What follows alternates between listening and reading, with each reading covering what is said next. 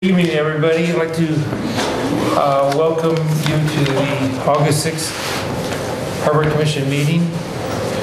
Can we have roll call, please? Commissioner Bernardo? Here. Commissioner Brennan? Here. Commissioner Holsinger? Here. Commissioner Tucker? Here. President Caruana? Here. Thank you. At this time, we have an opportunity for the public to address the commission on any items that are not on the agenda. And are there any public comment cards? Hearing none, we will move on to the consent calendar. There are 3 items on the consent calendar. The first one is revised minutes of meeting from May 21st. The second is minutes of meeting of June 18th. And the third is the minutes of July 16th. What's the pleasure of the commission? Move approval of the consent calendar. Second. Okay, we have a I'd like to pull the 3 items off consent. Okay, we have so these items will be moved to taken off the consent calendar and moved for consideration from the commission. Okay, we can take those now. So item number 1. Revised minutes of meeting from May 21st. Move approval. Second. Okay, we have a motion to approve item number 1. Any comments, questions? I'd just like to say for the record that I'm not going to vote to approve any of the minutes this evening. There are 3 sets of minutes here, so I'll just make this statement once. And the reason why is because they don't adequately capture public comment, and they don't indicate whether the public supports or opposes an item. And in several cases, the names of the public members who commented are not even included in the minutes. So for those reasons, I'm going to vote no on the minutes. That's all I have to say about it. Thanks. Okay, we have a motion to approve item number 1. Okay, roll call, please. Commissioner Bernardo? Aye. Commissioner Brennan? No. Commissioner Holsinger? Aye. Commissioner Tucker? Aye. President Caruana? Aye. Motion is approved. Okay, item number 2. Move approval. Second. So we have a motion and a second to approve minutes from June 18th. Any comments or questions? So roll call, please. Commissioner Bernardo? Aye. Commissioner Brennan? No. Commissioner Holsinger? Aye. Commissioner Tucker? Abstain. President Caruana? Aye. Item number 3, minutes of July 16, 2014. Which one? Minutes of July 16th. I move that we approve minutes of meeting July 16, 2014. Second. Okay, we have a motion and a second. Questions, comments? I would like to comment on item number 19, which is on page 4. Continues on to page 5, that the votes, I would like to have a correction in the votes that were taken. I recall that I was abstaining on the vote that I recorded as provided a nay vote, and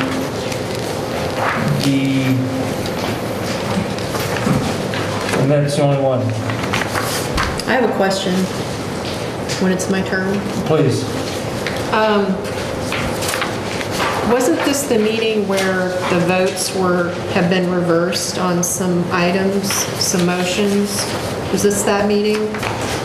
July 16th? I guess that's a question for council. Yes, so perhaps I can clarify here. The minutes are accurate. Okay. In that they reflect the vote that happened, and they reflect the decision at that meeting that the result of that vote was that the actions failed. And we're talking about 2 items in number 19, the first 2 items. As you have learned from a memo, Commissioner Brennan asked for some legal reconsideration and sent you a memo. I think it would be appropriate for the minutes for this meeting to reflect that those items in fact passed and will be agendized for a future agenda, for a future meeting, but there's no need to actually modify the minutes. The minutes themselves are accurate as to what happened. I'm looking at the minutes. Maybe I'm looking at I'm looking at July 16th. We're talking about the 16th, right? And I'm looking at item 19, but I don't see any record of the 2 motions or the 3 motions that I made to request agenda items. They're on page 4 because you had... They got moved up? Yeah, they're... Oh, I see. Okay, that helps. Okay, so, I'm sorry, I couldn't see that earlier. So they say that the motion failed on, let's see. There are 2 motions. Yeah, And as I just said, the minutes reflect what happened. But I think it would be appropriate for the minutes for this evening's meeting to reflect that those 2 items in fact passed and will be agendized for a future meeting. okay, And having now said that, it sounds like they will be on the minutes for this meeting. okay. Great. Point of order, I would, as the maker of the motion, accept the correction, subject to the second accepting it as well, too. I'm sorry, say that again? As the maker of the motion to approve these minutes, I would accept the correction from the president, subject to the approval of the person who seconded my motion. Well, I don't think we should change what actually happened at the meeting, so I'd like to keep that vote the way it was, because that is actually what happened. As a point of information, my comment was the way that the votes are recorded. Well, on item number... What item? On item number 19 on page 4, it shows that President Paravano voted nay and that I abstained. President Paravano in his comments said that that should be reversed, that it was the other way around. I concur, and as the maker of the motion to approve the minutes, I would accept the correction subject to the person who made the second also accepting it. Point of order. Commissioner Bernardo made the motion and you made the second. All right, excuse me, I thought it was in order. So, Commissioner Bennett, I may have inadvertently confused issues. There are two different issues here. Okay. The first that Commissioner Holzinger is referring to and President Paravano mentioned is that the minutes appear to be incorrect in that they state that Commissioner Holzinger abstained and Commissioner Paravano voted no, when in fact the opposite is true. It was President Paravano that abstained. So I think Commissioner Holzinger is requesting that the minutes be corrected to reflect what actually occurred. So My comment was a separate one, which had to do not with the votes themselves, but the result and the conclusion as to whether that meant that the motion failed or passed. but which one are we talking about? The first one? Yeah, but 19 includes more than one motion. Which motion are we talking about? The first one is the one where, correct me if I'm wrong, Commissioner Holzinger, where the correction you're requesting is to change the nay and the abstention vote. Correct. On page 4, that's why I referred to page 4. Right. And so if Paravano abstained, how did Commissioner Holzinger vote? No. Those were just Just switch them? Yes. Okay. But the other motion is correct. Call the question. Roll call, please. Commissioner Bernardo? Aye. Commissioner Brennan? No. Commissioner Holzinger? Aye. Commissioner Tucker? Abstain? President Paravano? Aye. Okay, next item is item number 4, bills and claims. Can we have a report from the treasurer? Yes, Mr. President, I have reviewed the bills and claims and found them to be in order and move to that they be approved. Second. We have a motion and a second. Are there any comments, questions on item number 4? I have a comment. I am going to vote no. I have not reviewed the bills and claims, although I would like to. I am unable to review the bills and claims at this time due to the location of the bills and claims and the Harbor Commission does not currently have a finance committee as we are supposed to based on our policy. So for those reasons, I'm going to vote no. Thank you. Can we roll call, please? Commissioner Bernardo? Aye. Commissioner Brennan? No. Commissioner Wolsinger? Aye. Commissioner Tucker? Aye. President Carolina? Aye. Thank you. Item number 5.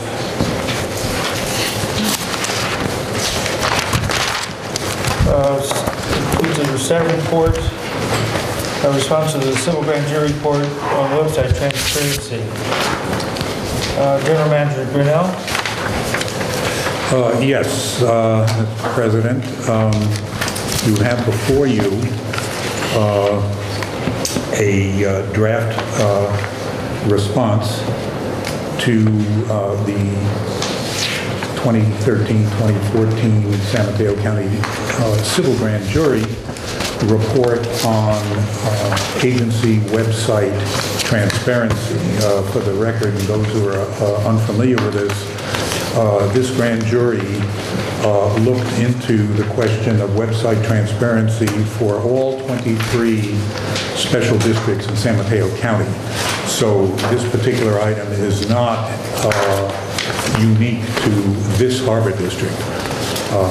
Essentially, the grand jury came up with a series of findings and recommendations regarding website transparency that they recommend all special districts in the county respond to and take up. The actual report itself did not evaluate or assess each independent special district. The report itself spoke generally about all of this. In that context, this harbor district now has before its governing board a draft response. And effectively what we have here is a response to all of the findings and recommendations. And there is a format that the court from which the grand jury comes has set forth. And basically you have a series of 8 findings and a total of 7 recommendations. And as requested by the grand jury, this draft response does respond to each of those. Just generally speaking, you should be aware that in fact our website is in almost complete compliance with the set of criteria that the grand jury refers to that come from the Special Districts Association and its foundation. They developed a series of criteria for transparency, and that refers to what kind of information is in the website. We are currently mostly in compliance, not entirely.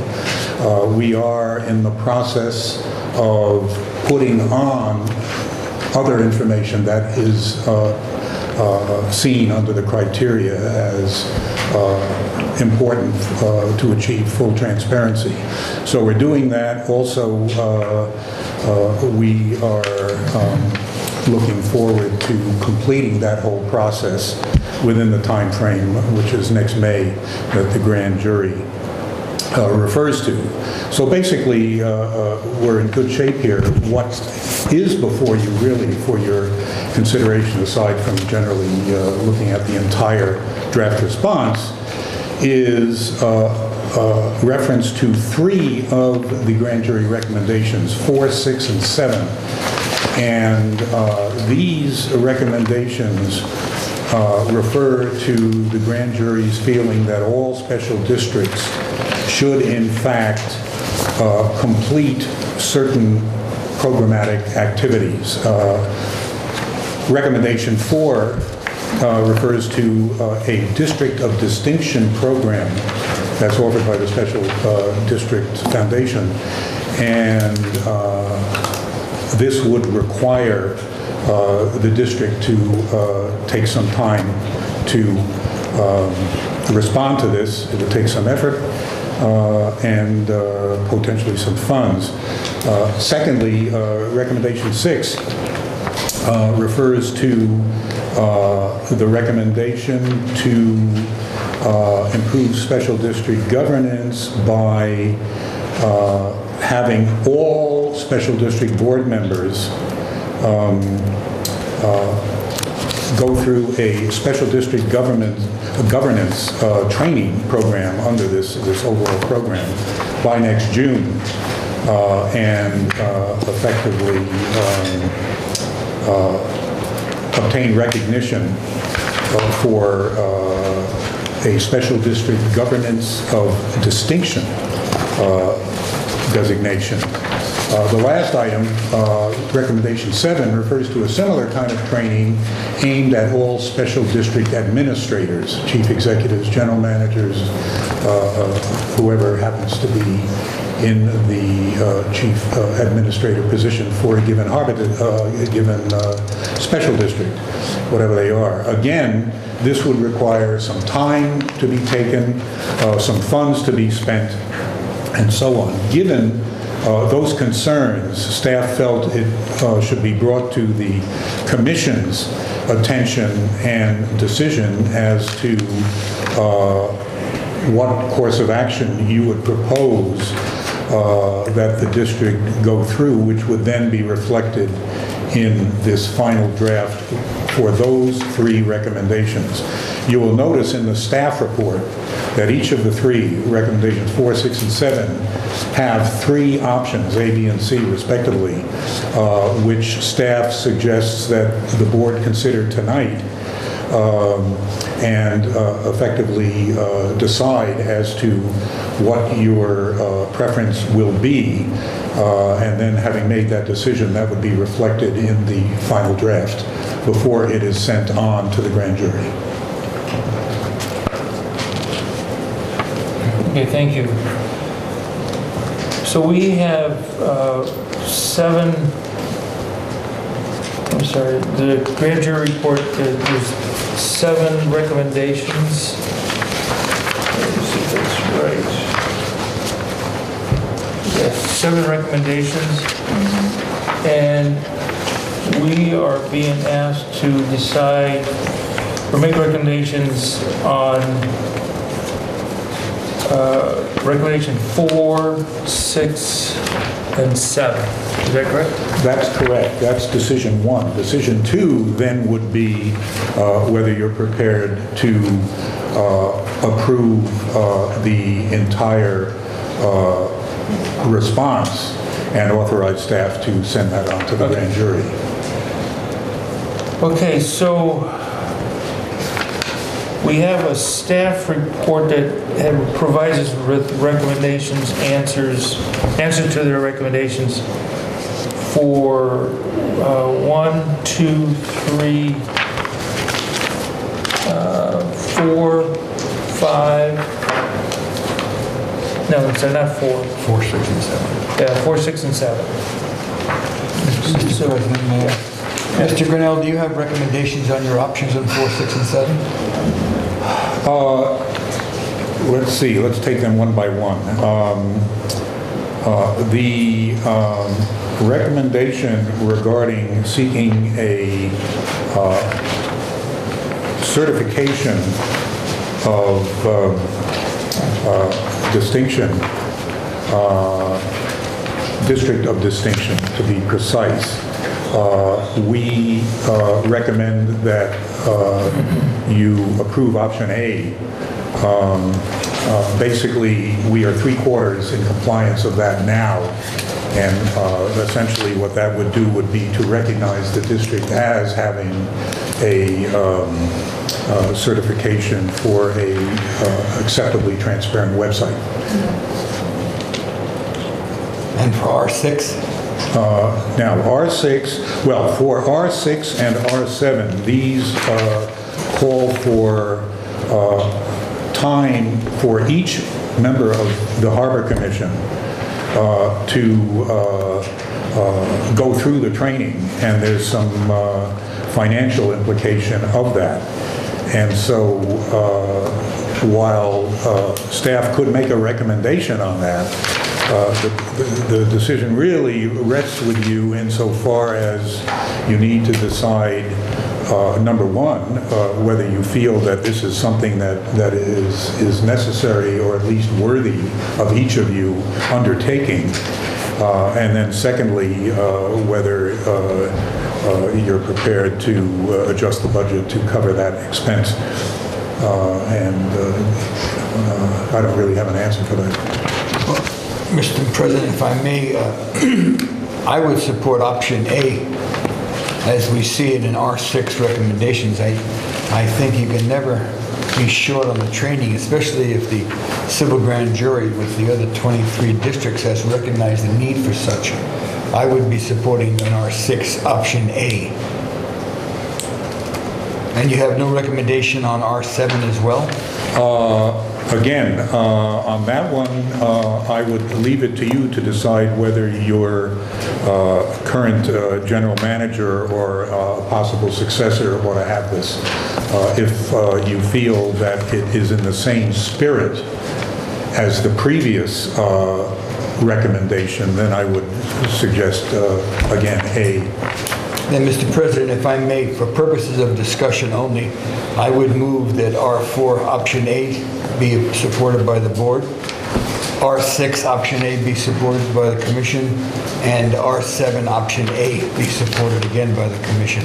Second. As far as responding to the civil grand jury's initial report regarding items R4, R6, and R7. I have a question. Did you second that? I did.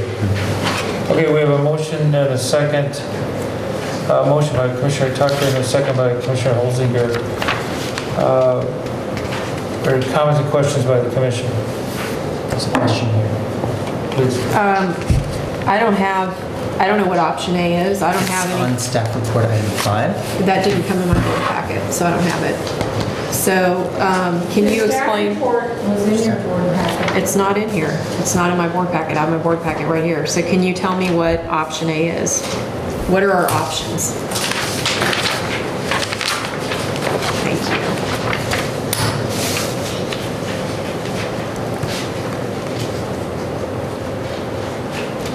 Which item is that you're referring to? R4. R4. That would be to complete the District of Distinction program offered by SDLF, and what that means is that the district would submit an application to the foundation with supporting information for them to evaluate the transparency of the district's website. Okay, thank you. I see it. I've got it here. Got a copy. Thanks for that.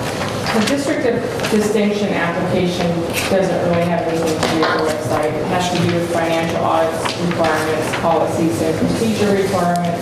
It's attachment A of the staff report. It talks about some types of training and other items to submit. So it's just submitting items to them for them to approve, and then they give us the certificate. And I think there's a fee for the accreditation, which would be $1,000 because we have an annual operating budget of $3 million or more, and then we would be recertified every year, or we could get recertified every year. Okay. Commissioner Bernardo? Yeah, I have a question, and this is to Mr. Miller. If you can answer, I don't know if you can, but it might be something you might have to look into. I'm familiar with the various certificates. I mean, there's many types of certifications you could have, an agency can have. For example, LEED certification if you want a green building, an environmental sustainable building. There's LEED certification if you want a gold standard, a platinum standard, all those different types of for green buildings. And then there's ISO standards for agencies, globally recognized agencies. So here's my question, and there's always new standards and new certificates and new certifications that you could possibly get. So my question is, I mean, while I support this because it's, you know, it's a recommendation by the civil grand jury and I think it's a really good idea, My question is, in terms of, I mean, do special districts have to have these districts of distinction and certificates of excellence? I mean, is this like a requirement, or? No. That's the part I'm confused about. If I may respond to that, no, this is not a legal requirement in any way. This is just a recommendation. These programs exist. As a matter of fact, if you consider all of these three, given there's approximately 2,000 special districts in the state of California, right now San Mateo County's 23 districts, with one exception, do not have any of these certifications, hence the grand jury saying maybe you should do this. However, for the rest of the state, basically, you have for, I forget which one now, but for one of the other two certifications, there's 63 special districts in the entire state out of 2,000 that have it. The other 63 out of 2,000. That is correct. And then for the other one, I think there's about 200. So basically, what you're seeing is most special districts in this state have not taken these things up for whatever reason. Okay, thank you. That answers my question. Yeah. Thank you. So when it's my turn, I have some comments and Please. questions. Okay. His comments on the motion. Comments on response to findings F1 through R7. There's a motion on the floor, and that's what we're discussing. I'm going to talk about what we were presented in our board packet, which is the grand jury's findings, and it does include the motion on the floor. Please proceed. And it doesn't appear that we have any other opportunity to discuss the grand jury's findings regarding websites, so this is the time to do it. And I'm starting my timer now.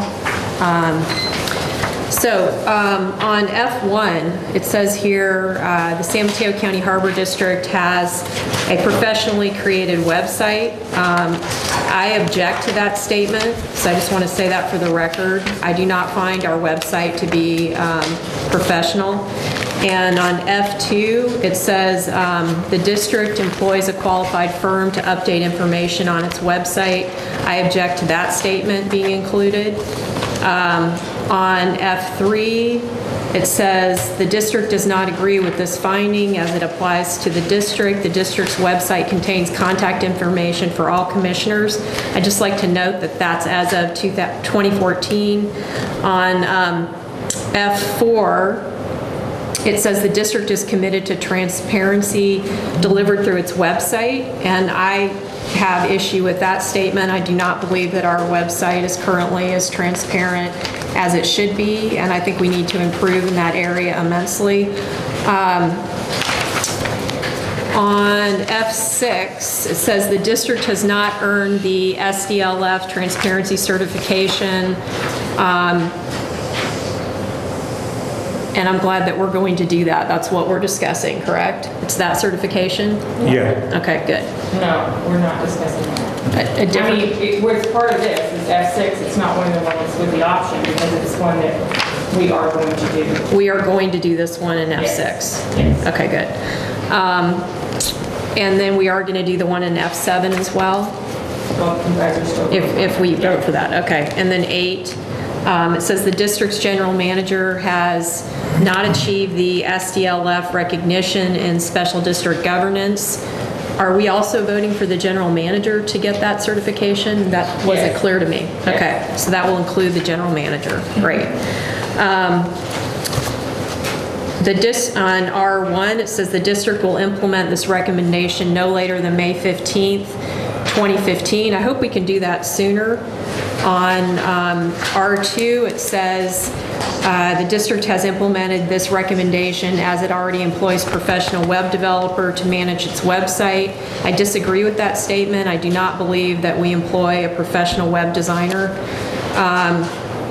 And on R3, the district has implemented this recommendation and will continue to keep its website current on a continuing basis. I do not believe that our website is current. If you go to the strategic planning page of our website, you'll find that none of the documents that our strategic planning consultant said were going to be uploaded have been included, and that is very deficient, and there are other deficiencies on our website as well.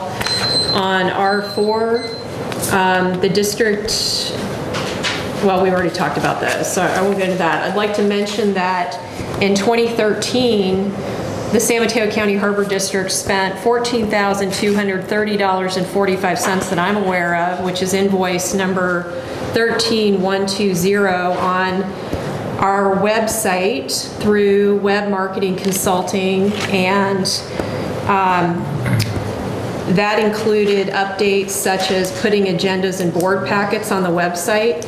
We need to have a website where our staff can upload agendas and board packets and make changes to the website. We should not have to go outside of our own staff to make minor changes to our website. So we are spending way, way, way too much money on this website, and if you look at our website, it does not appear to be professionally designed. It is a very difficult website to use, and it is a very unattractive website. $14,000 compared to what I spent on my website, $250. And, you know, it's just, I can't fathom how we could possibly be spending that much. I also wanted to point out that on Wednesday, May 29th, 2013, there was a committee meeting, the only committee meeting that this district has had since I was elected, that was at the Half Moon Bay Yacht Club, and Commissioner Bernardo was there as well. The meeting was on the website, and we went through, we had public members, we had restaurant owners, boat owners, we had the Chamber of Commerce members, we had people from Redwood City, we had Coastside business owners, we had Mid-Coast Community Council members, we had Yacht Club members, we had realtors, we had Sierra Club members. They all gave great input on changes that we need to make on our website. We had a whole page of public feedback on changes and recommendations to the website. None of these things have been implemented, so I just wanted to point that out. Oh, one of them has. I'm sorry, we did add email addresses. So I think we really need to take the grand jury report seriously and make significant changes to our website, because our website is not user-friendly and it is not doing the job that the public needs it to do. So that's the end of my comments. Thank you. Any other comments?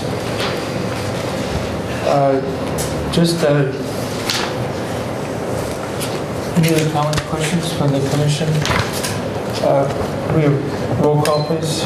Commissioner Bernardo? Aye. Commissioner Brennan? Aye. Commissioner Olsinger? Aye. Commissioner Tucker? Aye. President Caravano? Aye. Thank you. Motion is approved.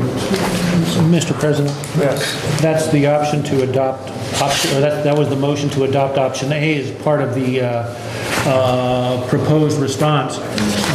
Now we need to have a motion on the proposed response as finalized.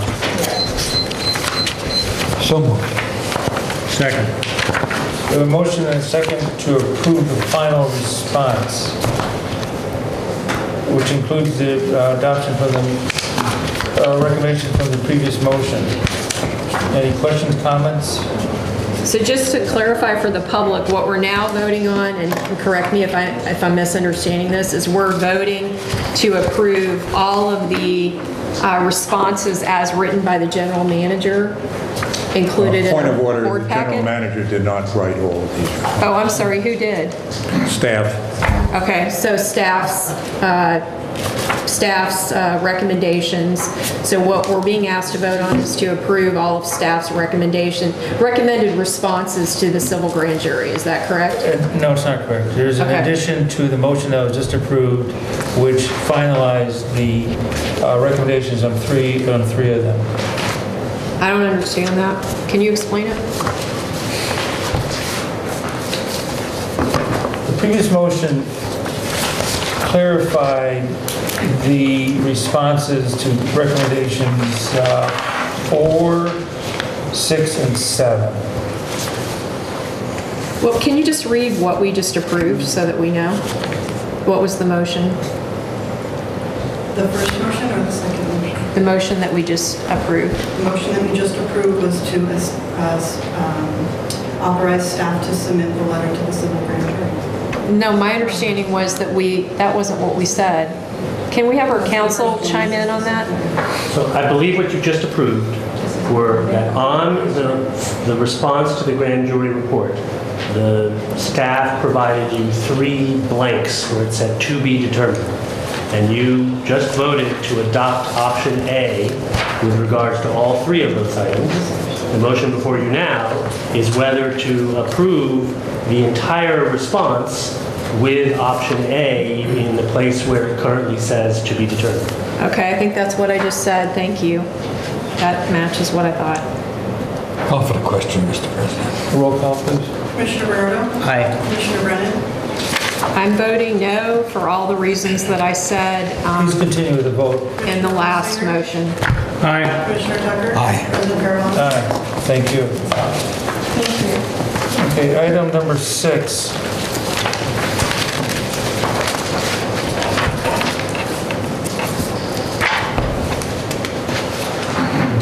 Item number 6 is a response to the civil grand jury report, which I believe was dated July 9th.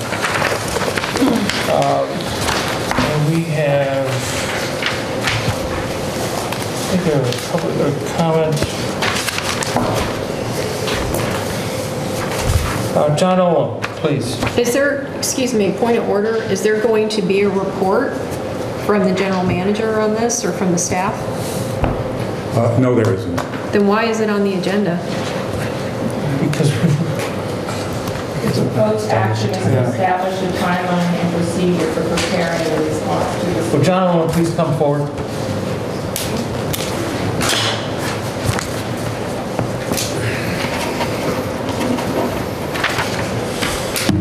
Thanks for taking my comments.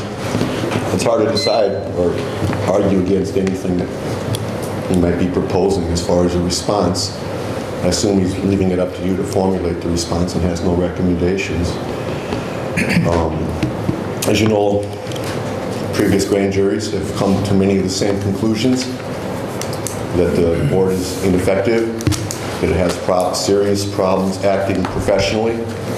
This was long before Ms. Brennan was here. This goes all the way back to the early 2000s. Nothing seems to have changed. So I hope you do take the report seriously, even though Mr. Grinnell had nothing to say about it. It is pretty important. One of the prime recommendations is they dissolve this district. And that seems like a pretty harsh statement to make, especially when it's been made several times by multiple grand juries. And there's no comment from the from the general manager as to what you all should deal with this or what you should look at. Mostly I can look at his response that he sent to the Review and to other newspapers and is published on your website still, where he accuses the grand jury of basically lying to fool the public. So I don't know, is that going to be incorporated into your response? Are you going to discuss that? Was the grand jury actually purposefully deceiving the public? Your general manager thinks that's the case. He's the guy that's in charge around here. And his word does seem to carry a lot of weight. I know a few other things here.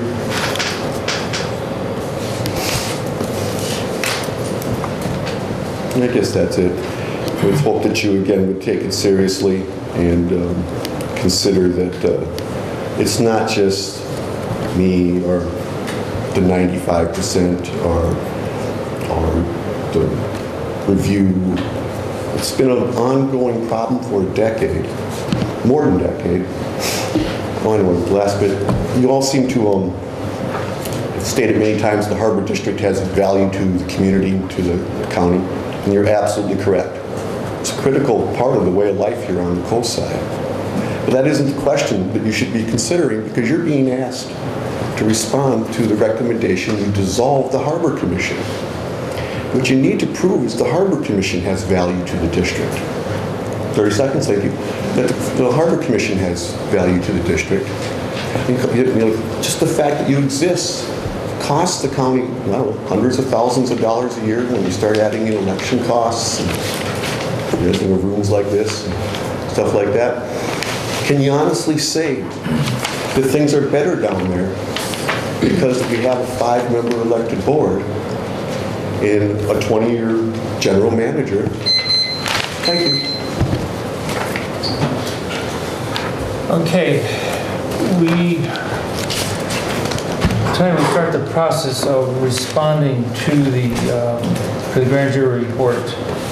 And I would like to start by making some comments about my views as a commissioner on the reception of this grand jury report. I do take these very seriously. I've been a member of this community for a long time. I've been a member of this commission for a long time. I take these recommendations very seriously.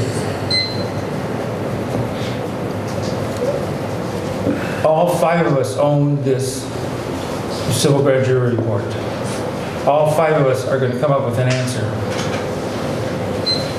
And that's why I am striving for equal parity in a response to the civil grand jury.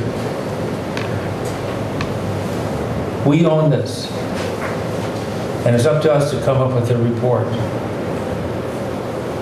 I do value what the Harbor District does at both facilities. I do value what it does for educating the public on the resources that the bay and the ocean provides for all of us. So this is a challenge for all of us, and it will be enhanced by input by the public, from the public, as we proceed in responding to the civil grand jury report. I think the goal that we have is to come up with a response that reflects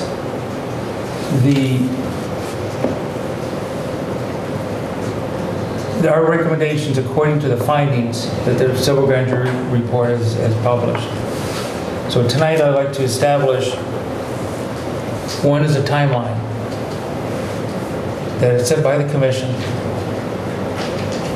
and a process that's set by the commission,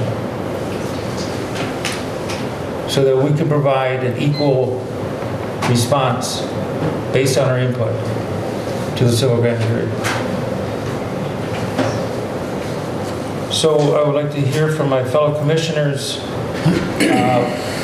what their thoughts are in proceeding forward. So I open up to discussion amongst the commission. Commissioner Tucker. Thank you, Mr. President.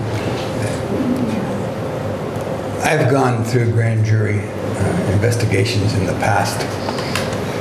It's not an enviable position to be in. And I think this particular grand jury was less than flattering to us. I would like to say and believe that all of us worked very hard toward the betterment of the San Mateo County Harbor District. And I think by and large, the majority of the people believe that. But the grand jury, well-meaning, pointed out several areas that they were concerned about. And I definitely know that they need to be addressed through our response to them, our legal response. I think the initial response that is posted on our website was the general manager's initial response to what he felt and believed were glaring misstatements by the grand jury. There's no doubt when I read the report, I thought there were some errors in there. And I think that's what we will attempt to address now, or as we go through this process. Tonight, I understand, as you pointed out, Mr. President, it's pretty much to decide the timeline and the general avenue to which to proceed. I'd like to suggest, as far as the timeline, I think this is the beginning meeting. I'd love to see some form of draft response at our second meeting in August. I think it's important that we respond, although we're given more time to do so. I think we need to clear the air now because our reputation was definitely smudged. And while some of it may be well-meaning, I don't know. I think we need to respond and we need to be articulate in our response. I'd like to suggest that members of this commission, having read the report, and I suspect all of us have read the report, that we make comments to management and to staff in writing, giving our points of view and how we perceive certain parts of the grand jury report that we may disagree with. And I'd also like to see where there is support for the grand jury's report. I mean, we can't have it all that they're terribly negative. We need to have it on both sides and be fair about it. Because their objective, I have to believe, was not to bury us, but to correct some of the inaccuracies that they believe exist currently. And I think what I'd like to do is have staff work with our general counsel and have the attorneys put the program together for staff. Staff, well, I'm not going to say that counsel does not have a vested interest. They certainly do. But staff is so closely attached to it, I think they need someone more from a mediation standpoint. And that's where I think counsel, albeit new to us now, is a perfect example of someone that can pull our thoughts together and put them in a cogent manner so that the grand jury can appreciate our response to them. I think it's very important that we have something to vote on August 20th. Now, there's no doubt in my mind that everybody sitting on the staff side of this room already has penciled thoughts and comments regarding the report. So I don't think it's a Herculean task to ask them to come up with a plan or a program for the August 20th meeting. But I'd like to see it done at that time. I know for sure that the people over there on that side of the room have been making notes and taking notes for the last month since the report came out. So that's how I'd like to see us go forward. Have the general counsel, Steve, take care of the overall supervision of the report and the writing of the report. And then the 5 commissioners submit in writing to staff their concerns, their thoughts, their comments, and things they would like to see regarding the grand jury's report. And Mr. President, that's my 2 cents worth, if you will, and I appreciate the time. I'm sorry, what was the date by which you wanted to have that done? Second meeting in August, which would be the 20th, I believe. So the next meeting. Other comments? Commissioner Bernardo. Yeah, I would just like to echo what my colleagues said about taking this civil grand jury report seriously. We do take it seriously, and of course we take ownership of it. And you know, I'm going to speak for myself, but I'm sure my colleagues will agree. I mean, no one wants to see the district dissolved and you know, disappear because of the value that we do provide the public and the county. But the discussion tonight is timeline and procedure, and I do like that idea of funneling or channeling all of our suggestions to, is it council? I'm sorry, it's council, okay. To council, and then council can sort of organize those thoughts in a logical manner. And so I do like that, and I also think we should respond in a timely manner. So I do also agree that by the next meeting, we should be able to send everything to council. So I have some thoughts on this, but maybe let's hear from the commissioners. And we can, I'm sure you do. okay. Other comments? I'm going to comment last, so if anyone else wants to comment. Commissioner Brennan, you're on. I'm in an interesting position here because I am often one of 4 votes, occasionally two votes to 3 votes, but typically I'm in the minority on the board. And I want to make sure that my thoughts about the report are provided accurately. And I have some concerns about this process. And so I think that what might work best is I'll just produce my own minority report and supply that to the civil grand jury.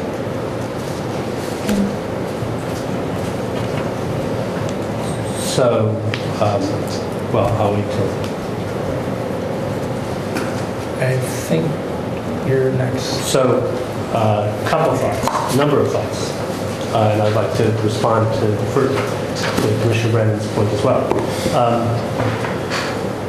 In the ordinary course of events, the role of your general counsel would be much like the role that I took in the response to the website transparency report.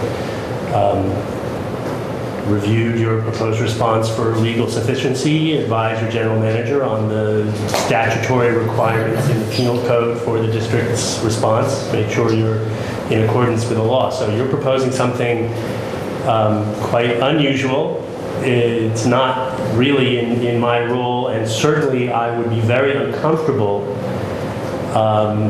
providing policy suggestions that really repose with the board for many of the reasons that Commissioner Brennan has raised, and for the reasons why in the transparency report you had some options that you had to vote on. So I would love to hear more from you, some direction about how you see this funnel that you described. The role of the funnel is, am I to be the scrivener and bring back to you a draft that reflects everybody's comments?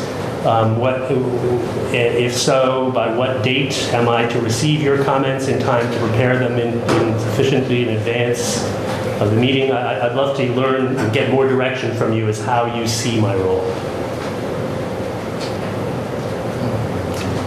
Mr. President, if I may just respond for a moment, since I guess I broached the subject. I would see the commission, and the commission has lived with this now for a while. We have our own thoughts and comments, and we've kept them quiet pending the response from the joint body.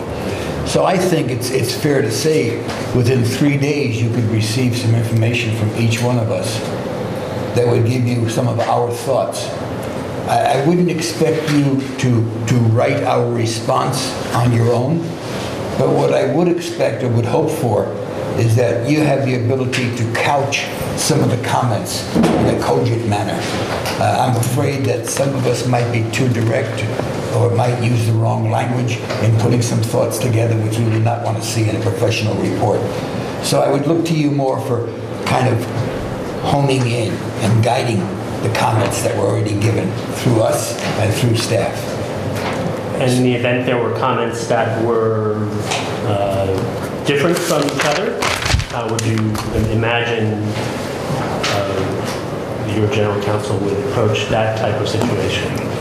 That's a very good point. I think it would have to come under majority rule because that's how we run our situation. Our organization runs on majority rule, and now my colleague has said something about a minority report. I think that's certainly appropriate. Anyone can address any grand jury at any time. And if she had or he had a minority report, I think that would be very appropriate for them to attach it individually or separately. But I think by and large, when we get back a draft report for comments by us on the 20th meeting, August 20th, anyone who has points of order or concerns or information questions can voice them at that time.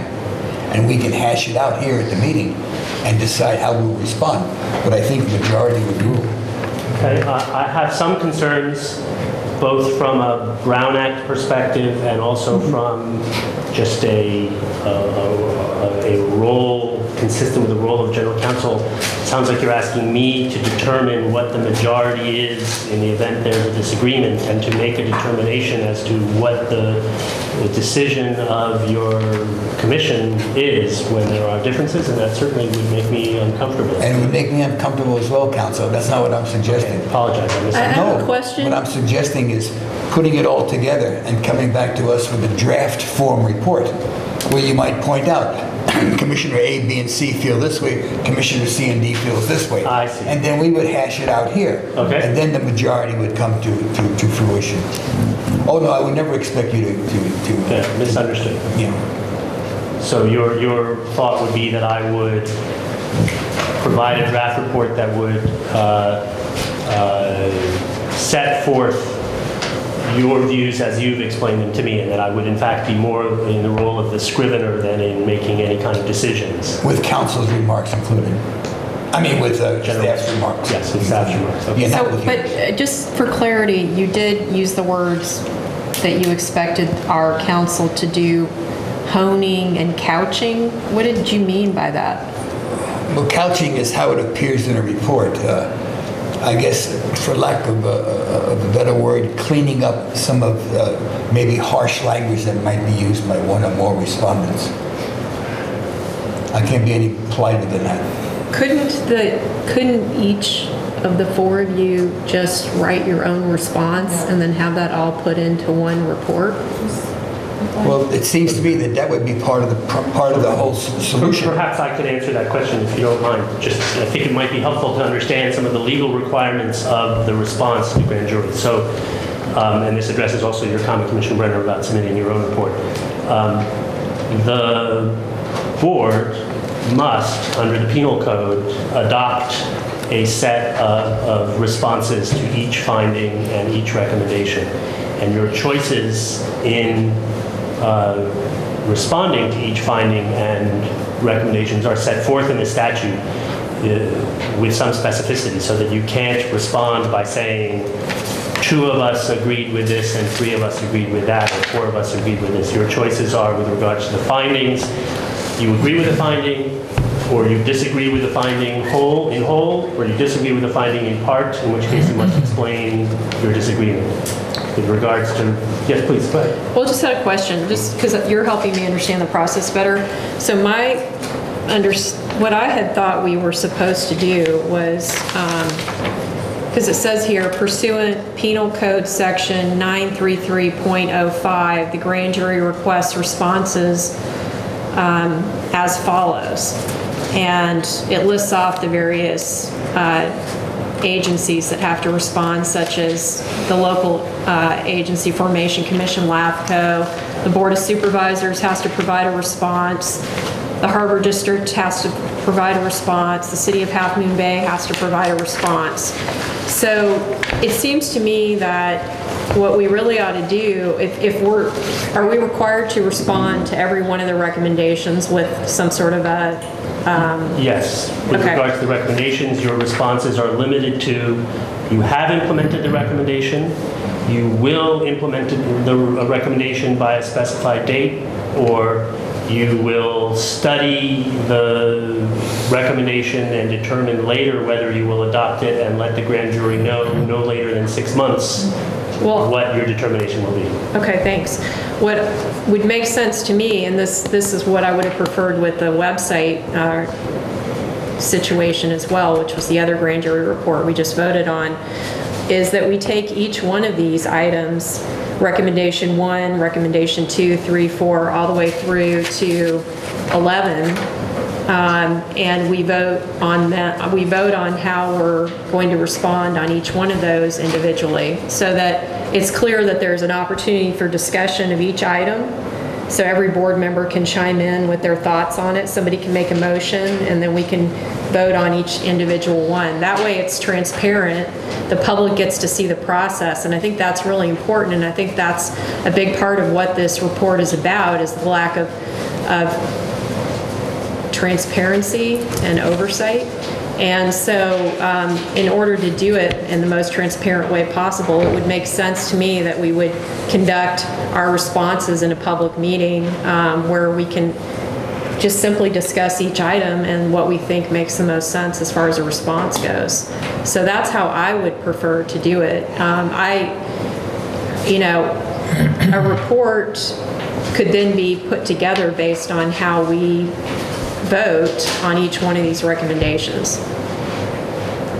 But tonight what I expected was that we would be going over the recommendations, and that we would be able to discuss 1 through 11 as commissioners, and we would be able to have some sort of a public discussion about each one of these.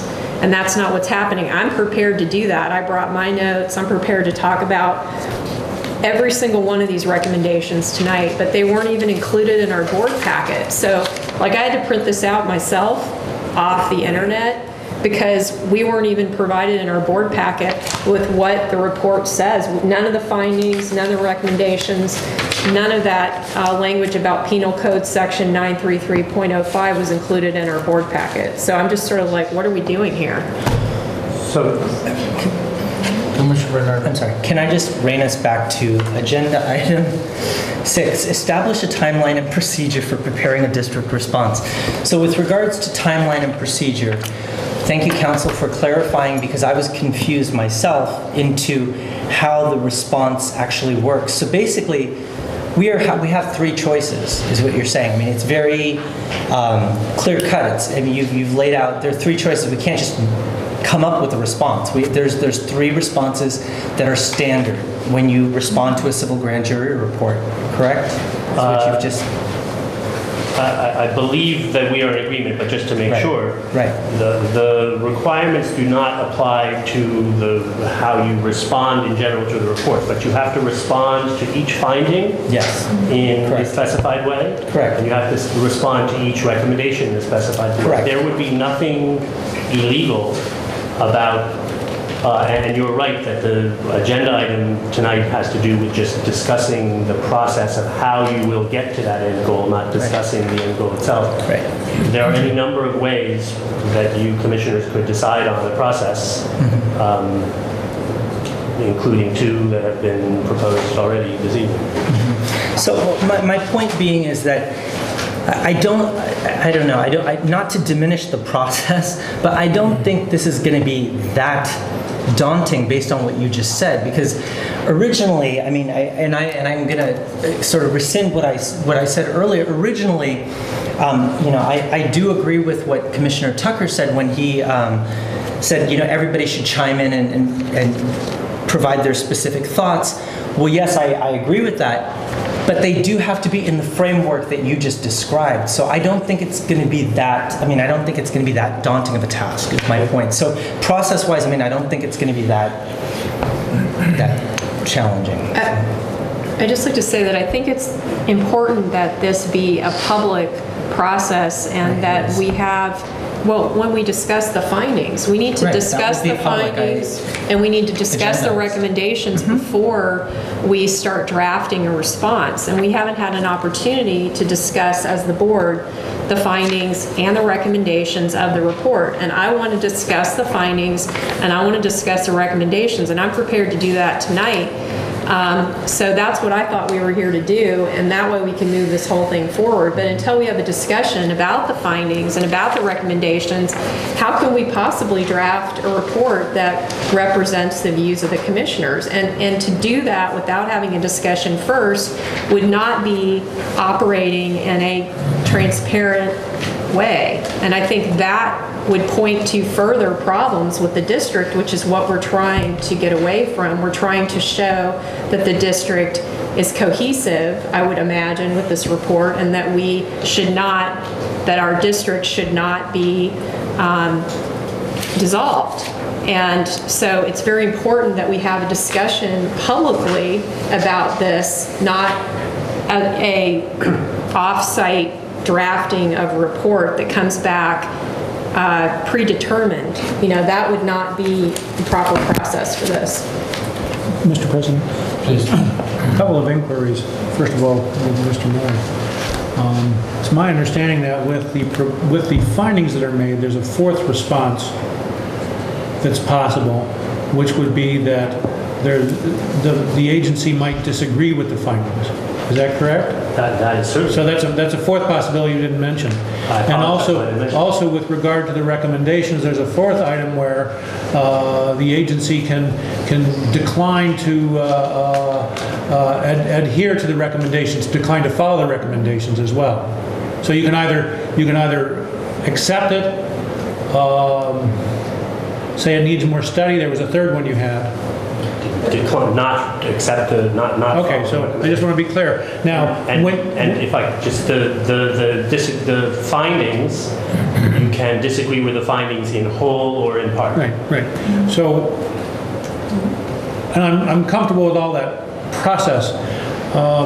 You mentioned something about a possible Brown Act violation. As I was thinking it through, you're concerned about each of the commissioners individually communicating something to you and then having a seriata meeting, so to speak. Is that correct? I'm concerned about that. I want to be careful about that, but I'm also concerned with the board, the commission taking action outside of a meeting if I were to, and I think I misunderstood Commissioner Tucker, but if I were to decide what the will of the majority of the board was in some fashion. So with that clarification, the only Brown Act issue is if you were to communicate what one board member said to you to another board member. And you can refrain from doing that, correct? I would hope so. Yes, okay, so we don't have a risk of a Brown Act violation here other than that. But isn't there a couple different types of Brown Act violations? There's what do they call it, the spoke one with the bicycle spokes, what's that one called? That's a fine way to call it. Okay, so you could be the receptor of various comments from the majority of the board, and whether they talk to each other or not wouldn't matter because you're still a conduit for them to communicate to, and so therefore that would be a Brown Act violation. So you can't do that. So that's not going to fly. I certainly would have a problem with it. It would depend on whether, as the hub of the spokes, I were to say to Commissioner Brennan, I just heard from Commissioner Bernardo, and he told me that the sky is blue. What do you think about that? That is a different conversation than if I just listen to what you have to say and don't then say to Commissioner Bernardo regarding the color of the sky. Does that make sense? Wouldn't it just be simpler if we just had a public discussion and made decisions in a public meeting? This all seems rather silly to me. If I may complete my inquiry. So with your explanation for everyone's benefit about the responses that are required as a matter of law, what does the law say about whether or not any of those responses to a finding or to a recommendation has to then be explained or justified? Is that something discretionary with the agency, or is that something that the response typically does not contain and is left to each of the public agency members to explain the reason for their vote at their public meeting? I'm sorry, I'm not sure I'm understanding your question. When we do a response to the grand jury report, a response to their findings and a response to their recommendations. Yes, sir. We have very specific statutory requirements of how we respond to each one of those. Correct. And assuming that those are all done, the response does not include a subjective explanation of the reason for that response. Is that correct? It could or could not. Okay, that's my inquiry. Is that that's up to the discretion of each individual agency. With one exception, is if you disagree in part, you must explain which part you disagree with and why. Okay, thank you. Mr. President, if I may, just one question. Tonight's agenda is for a timeline and procedure. I think we've established the timeline, at least in my mind, for the August 20 meeting to discuss it. I agree with Commissioner Brennan that we need to discuss item by item, but we need to have some focal point, some kind of a report, some kind of a draft, or some kind of collection of points of view that we can discuss when we go down item by item. And I think it's the format for our final report. That's the only point I wanted to make. It's not a final report, it's a draft. I have another question for council. So when I provide and what is the deadline by which we have to get this into the grand jury, by the way? October 8th, I want to say. Was it July 9? Yes, October 8th. So do we have a meeting in October before the deadline? I'll have to defer to your... So we could have a special meeting if we needed to. You have meetings in September, and you certainly could have a special meeting. We could take it up, because to me it seems impossible to have a report produced, regardless of all the problems with this report idea. It seems impossible to have any kind of thorough report done by the next meeting. I don't see how that could happen. But aside from that, when I produce my minority report, one thing that I'm concerned about, and this is a question I have, is if the majority of the board wanted to block me from discussing my minority report, I believe that they could do that. They could vote to not allow me to put my minority report on a future agenda. And so I wouldn't be able to discuss my minority report in a public meeting. So I'm concerned about that, and you could get back to me about that later if you want. But I'm also concerned that I'm not going to have an opportunity to talk about the findings at a public meeting and to talk about and to discuss the recommendations at a public meeting, because I thought we were going to do that tonight and we're not doing it. And so I'm very worried that I am not going to have the opportunity and somehow I'm going to be prevented from doing that. And I want to make sure that I am allowed to discuss these findings and discuss the recommendations of the grand jury at a public meeting, and that is not prevented. So I just... My hope would be that we would be discussing just that at the August 20th meeting. So wouldn't we just do that at the August 28th meeting and then deal with the report later? I think they have to run together. Why do you think that? That's my point of view. But can you explain why? I don't understand why. No, I'm not going to explain it. Okay, you're not going to explain it. All right. So what I hear council saying is that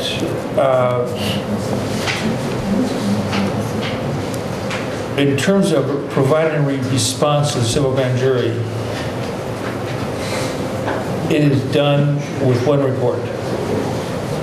The agency files one report. The statute does not describe the submission of what Commissioner Brennan is describing as a minority report.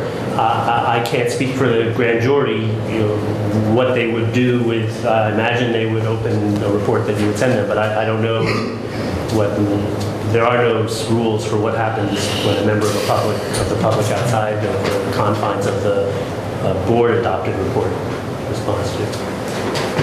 And I'd like to make clear that, just to make clear my understanding, is that the report that we are talking about being prepared for the 20th, if that's what you decide to be done, would not be in the form of a final report that you would be ready, that would be in any shape for you to give a thumbs up or thumbs down, but would reflect the views that you have communicated to me, and I would need to consult with staff because, as you mentioned, I've only been here a month and there's a lot I don't know about the history or the finances of the agency yet. So it would be in the form of something that would require, I'm imagining, quite a bit of discussion. So basically, as I understand it, you're looking for like an entry level, something like a starting point from the commission. I'm looking for direction so that I don't, I'm a little uncomfortable with this role, but I understand it, and so I'm just looking for the maximum direction. Commissioner Bernard. The last report that we just approved was prepared by staff and Mr. Miller. I reviewed it for sufficiency. Okay. I can prepare. Okay. Can staff prepare a draft and have Mr. Miller review it? And can we do the same thing? Just so that we could have this move forward? I would like for it to come from the commission. Okay. I think it's got to come from What? the commission. Okay. I'm sorry. If I can just add, and I know Steve has talked about this, but I'm just reading exactly from the letter that came with the other report.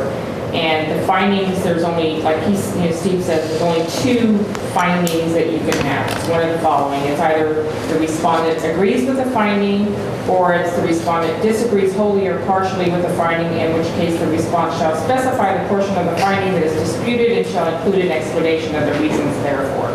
So those are the only two options you have for each of the findings on that report. So if you send your ideas with one of those two options, then I think that's where it'll make it a little easier to gather the information. And so with the recommendations, it's like Steve says, 1 of 4. The recommendation has been implemented with a summary regarding the implemented action. The recommendation has not yet been implemented, but will be implemented in the future with a time frame for the implementation. The recommendation requires further analysis with an explanation of the scope of the parameters of an analysis or study and a time frame for the matter to be prepared for discussion by the officer or director of the agency or department being investigated or reviewed, including the governing body of the public agency when applicable. The time frame shall not exceed 6 months from the date of the publication of the grand jury report. And the fourth option is the recommendation will not be implemented because it is not warranted or reasonable with an explanation therefore. Those are your only options. Mr. President, may I try a motion? Then, hearing council's thoughts on the matter, let me try this. That I would move that the matter be calendared again on August 20th for discussion of the findings of the grand jury and possible response via report. And that any commissioner wishing to make his or her thoughts known to staff submit something in writing to Mr. Grinnell. And Mr. Grinnell will compile, along with assistance of staff, the thoughts and concerns of the commissioners that respond and bring those to the meeting of August 20th. And will remove council from the process since it does seem to be a little bit uncomfortable. I would so move. I'll second. Question. Okay, we have a motion and a second. Questions? Commissioner Bernardo. I want to ask our council, would that process be okay? I just want to make sure, would the proposal that Commissioner Tucker just said, is that process okay and would not veer into potential violations of Brown Act? Yes, is the short answer for the same, I mean, they're for the same issues, the exact same issues that we discussed already. Okay. Okay. Thank you. Just one clarification is that the motion referred to the findings, and just to clarify whether your intent was to focus only on the findings or the findings and the recommendations. Findings and recommendations. Approved. Commissioner Brennan. I am opposed to producing a report in advance of having a board discussion. I'm opposed to doing that. I can't even explain how opposed I am to doing that. And I'm opposed to the fact that we just did that with the web response to the grand jury. So I am extraordinarily opposed to this idea. I think the whole purpose of this report is to stifle discussion, and I am really disgusted by it. So I just wanted to communicate that. Any further questions, comments? Could we have a reading of the motion, please? To calendar the discussion for 8:20 for the findings and recommendations, commissioners to send the thoughts through the general manager. Okay, for a possible response to the findings and recommendations Yeah, for discussion right. on the August 20th. And the commissioners submit their thoughts to the general manager. And this, the agenda item reads, establish timeline and procedure for preparing a district response to the civil grand jury report. So this motion would address that. Correct? Call for the question. Okay. Roll call, please. Commissioner Bernardo? Aye. Commissioner Brennan? No. Commissioner Olsinger? Aye. Commissioner Tucker? Aye. President Caruana? Aye. Great, thank you very much. Okay, item number 7, amend district rates and fee schedule for Pillow Point Harbor for fiscal year 2014, 2015. And at this time, I'm going to recuse myself from this agenda item due to a financial conflict of interest. Could you please tell us what that conflict is? I own a vessel and rent space from the Harbor District. Thank you. Thank you. Mr. Grinnell, is there a report? Only that this was on a previous agenda and was postponed for reasons of time. What you have is exactly the same thing you had before. The recommended changes are in red, and so it's pretty straightforward.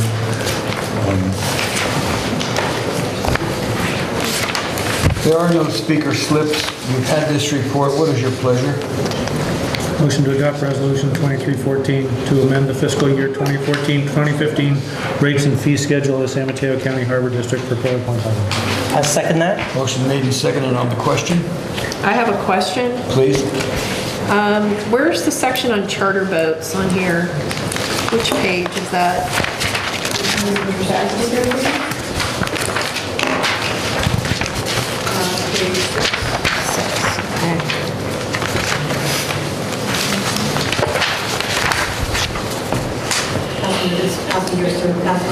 It's on page 6. So my understanding is that there's a 2-tiered fee there's a fee charged that is effective for people who purchase their charter boat tickets from a brick and mortar business, and then there is a fee for those who purchase their tickets direct from the charter boat operator. What's the difference between the two fees that are paid to the district, the amount, the dollar amount? I'm assuming that the only other fee that would be separate between the two would be if it's related to the lease. That's the only thing I think that you're talking about. Is it if someone with a lease is running charter boats through their lease business, that fee might be different than someone who just has a commercial activity permit that's doing passenger lease. So for the commercial activity permit, so say if you were a charter boat owner who did all your business via cell phone, some people call to make appointments to take out, go out on a fishing trip, you're telling me that the fee would be $2 per $2.25 per person. If you have a commercial activity permit. With the activity permit. But if they buy a ticket through, say, the business that's located at Pillar Point Harbor that sells tickets on behalf of charter boat owners, what is the fee then? I don't know, I don't have the lease in front of me. Okay, I think it's a different fee. But that would be because the lease is good. It's a lease, it's different. It would be helpful if we included that information here, because But it's the lease, we don't have the lease, we've gone through this several times. We don't have the leases information on the rates and fees, because we get the rates and fees, and the lease is a lease. But the leases do include fees, and that's a fee. But that's a different we have not ever published all of the leases in the rates and fees. I'm not asking to publish the leases and the rates and fees, but I think, I'll just make my comments to council. Okay. I think that if we're going to have something that is called a rates and fee schedule, we should include the fees that are paid to the district. And there are fees paid to the district which are included in leases, and that does include commercial sport fishing and charter boats or charter trips. And I think that we are not being transparent by excluding those fees, which are different in this fee schedule. Another example of that would be the fish buying fees. We have fish buying fees, which are clearly fees that are paid to the district. And those fish buying fees should also be included in the rates and fee schedule so that it's transparent to all fishermen who might want to come to Pillar Point Harbor exactly what the fees are, because it affects their bottom line, it affects their business, and people need to make business decisions based on what our fees are. And if we don't include all of the fees in the fee schedule, then they don't know what the fees are, and it's a mystery.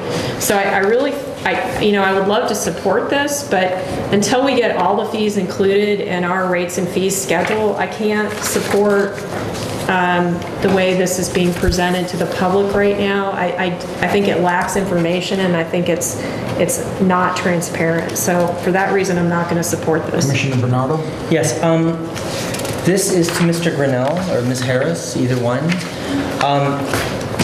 I know that this has been before us before. Are any rates going up? No. No. You do have If I could just ask, trash Mr. truck. Brennan directed some comments at me, and I'm not sure if it was a question. Well, because I just wonder, I'm sorry, I didn't finish that.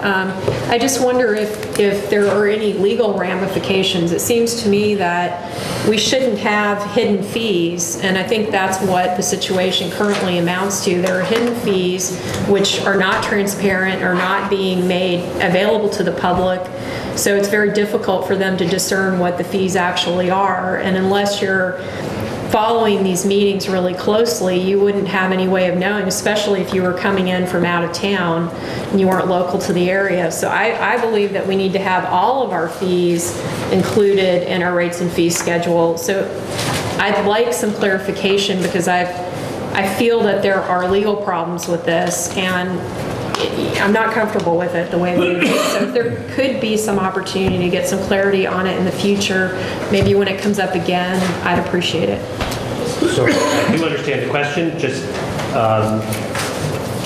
in keeping with our contractual relationship, I'm not sure the extent to which you, board, would like me to answer that question posed by an individual commissioner. And so well, with respect to Mr. Brennan, I don't want to not answer her question, but I also want to point out that there are some pretty clear constraints on what how and when to answer questions. So I'll make it easy for you. I will in the future request that this be an agenda item, and then the board can vote whether or not they want to have it be an agenda item to discuss. Obviously, I won't make the motion right now, but at a later time, I'll make a motion to improve our rates and fees schedule so that it represents all the fees, not partial fees.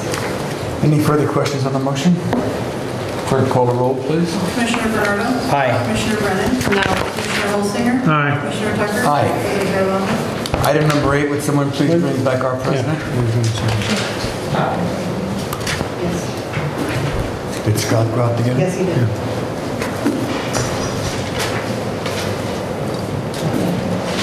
So let's entertain as he comes in. Item number 8, amend district fees and fee schedule for Oyster Point Marina Park fiscal year 2014-2015. Mr. Grinnell? Same basic presentation. This item also was previously before the board and postponed. You've got a few changes in red as before. Does my colleague have the same concerns? I have the same concerns, but I did want to say that in addition to all those, I do appreciate the work that staff has done to incentivize filling vacant slips at Oyster Point Marina. So I appreciate that there's been a lot of thought, obviously, in how to do that. That's been included in here. And I'd love to support that part, but for the reasons that I previously mentioned, I can't support this rates and fee schedule. The last thing I wanted to mention is that when the ferry terminal was put in by WETA, the Water Emergency Transportation Authority, the district lost 2 docks worth of slips at Oyster Point Marina. So we actually have way less slips than we used to, and we have a large number of vacancies.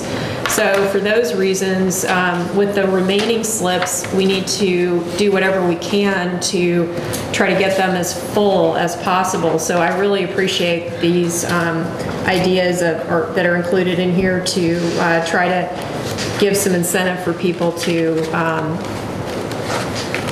have a slip at Oyster Point. On behalf of the president, let me ask if there is a motion to be made on this item. Move to adopt Resolution 2214 to amend the fiscal year 2014-2015 rates and fee schedules of the San Mateo County Harbor District for Oyster Point Marina And I'll Park. second the motion. Any questions, comments? Question? Please. Just same question as in the previous, and I'm assuming that there are also no increases in this fee schedule. No. Okay, thank you. Roll call, please. Commissioner Bernardo? Aye. Commissioner Brennan? No. Commissioner Holsinger? Aye. Commissioner Tucker? Aye. President Caravana? Aye. Thank you.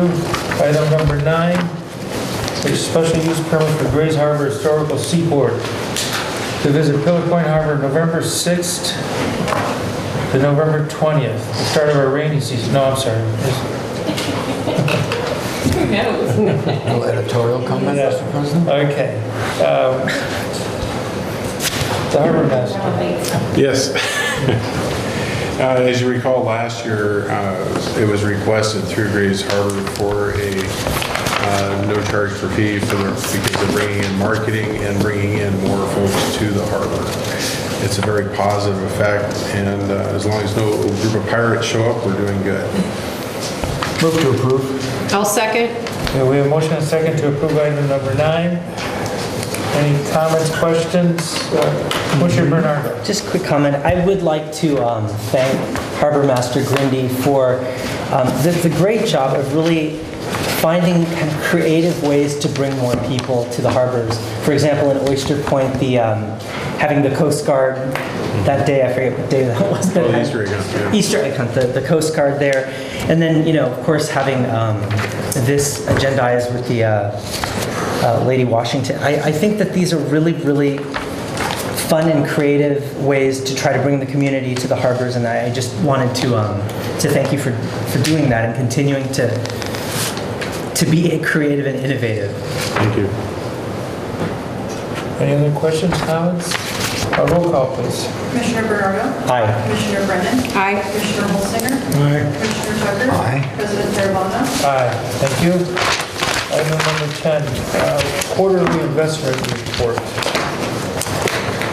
On behalf of the Director of Finance, Deborah Galarza, I'm pleased to simply provide this information to the board and to the public, and note that in cash and investments as of June 30, 2014, we had on hand $15,372,101.98, of which $5,189,413.78 was unassigned or committed.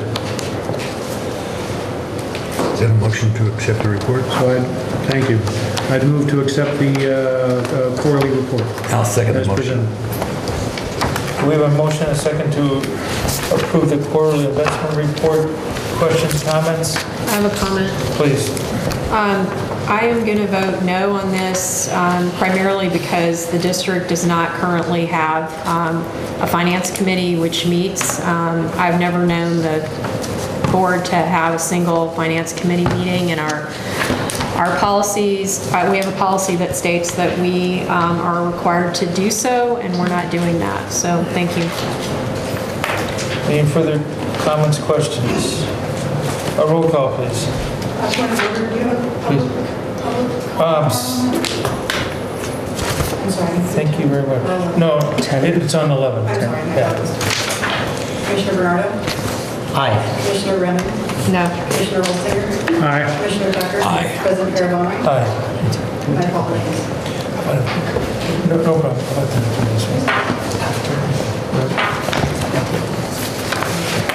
Okay, there's been a request to have a short break. Yes. So what is the time? 5 minutes. 7:33. 35. Okay, at 7:45. 37, we'll have a 5-minute break. Thank you. We'll reconvene at 7:37, according to this clock.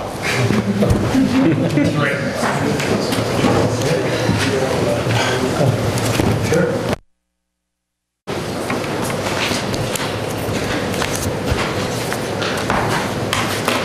All set, thank you. Okay, we're going to start with item number 11, and I have one public comment card from John Olam. please come forward.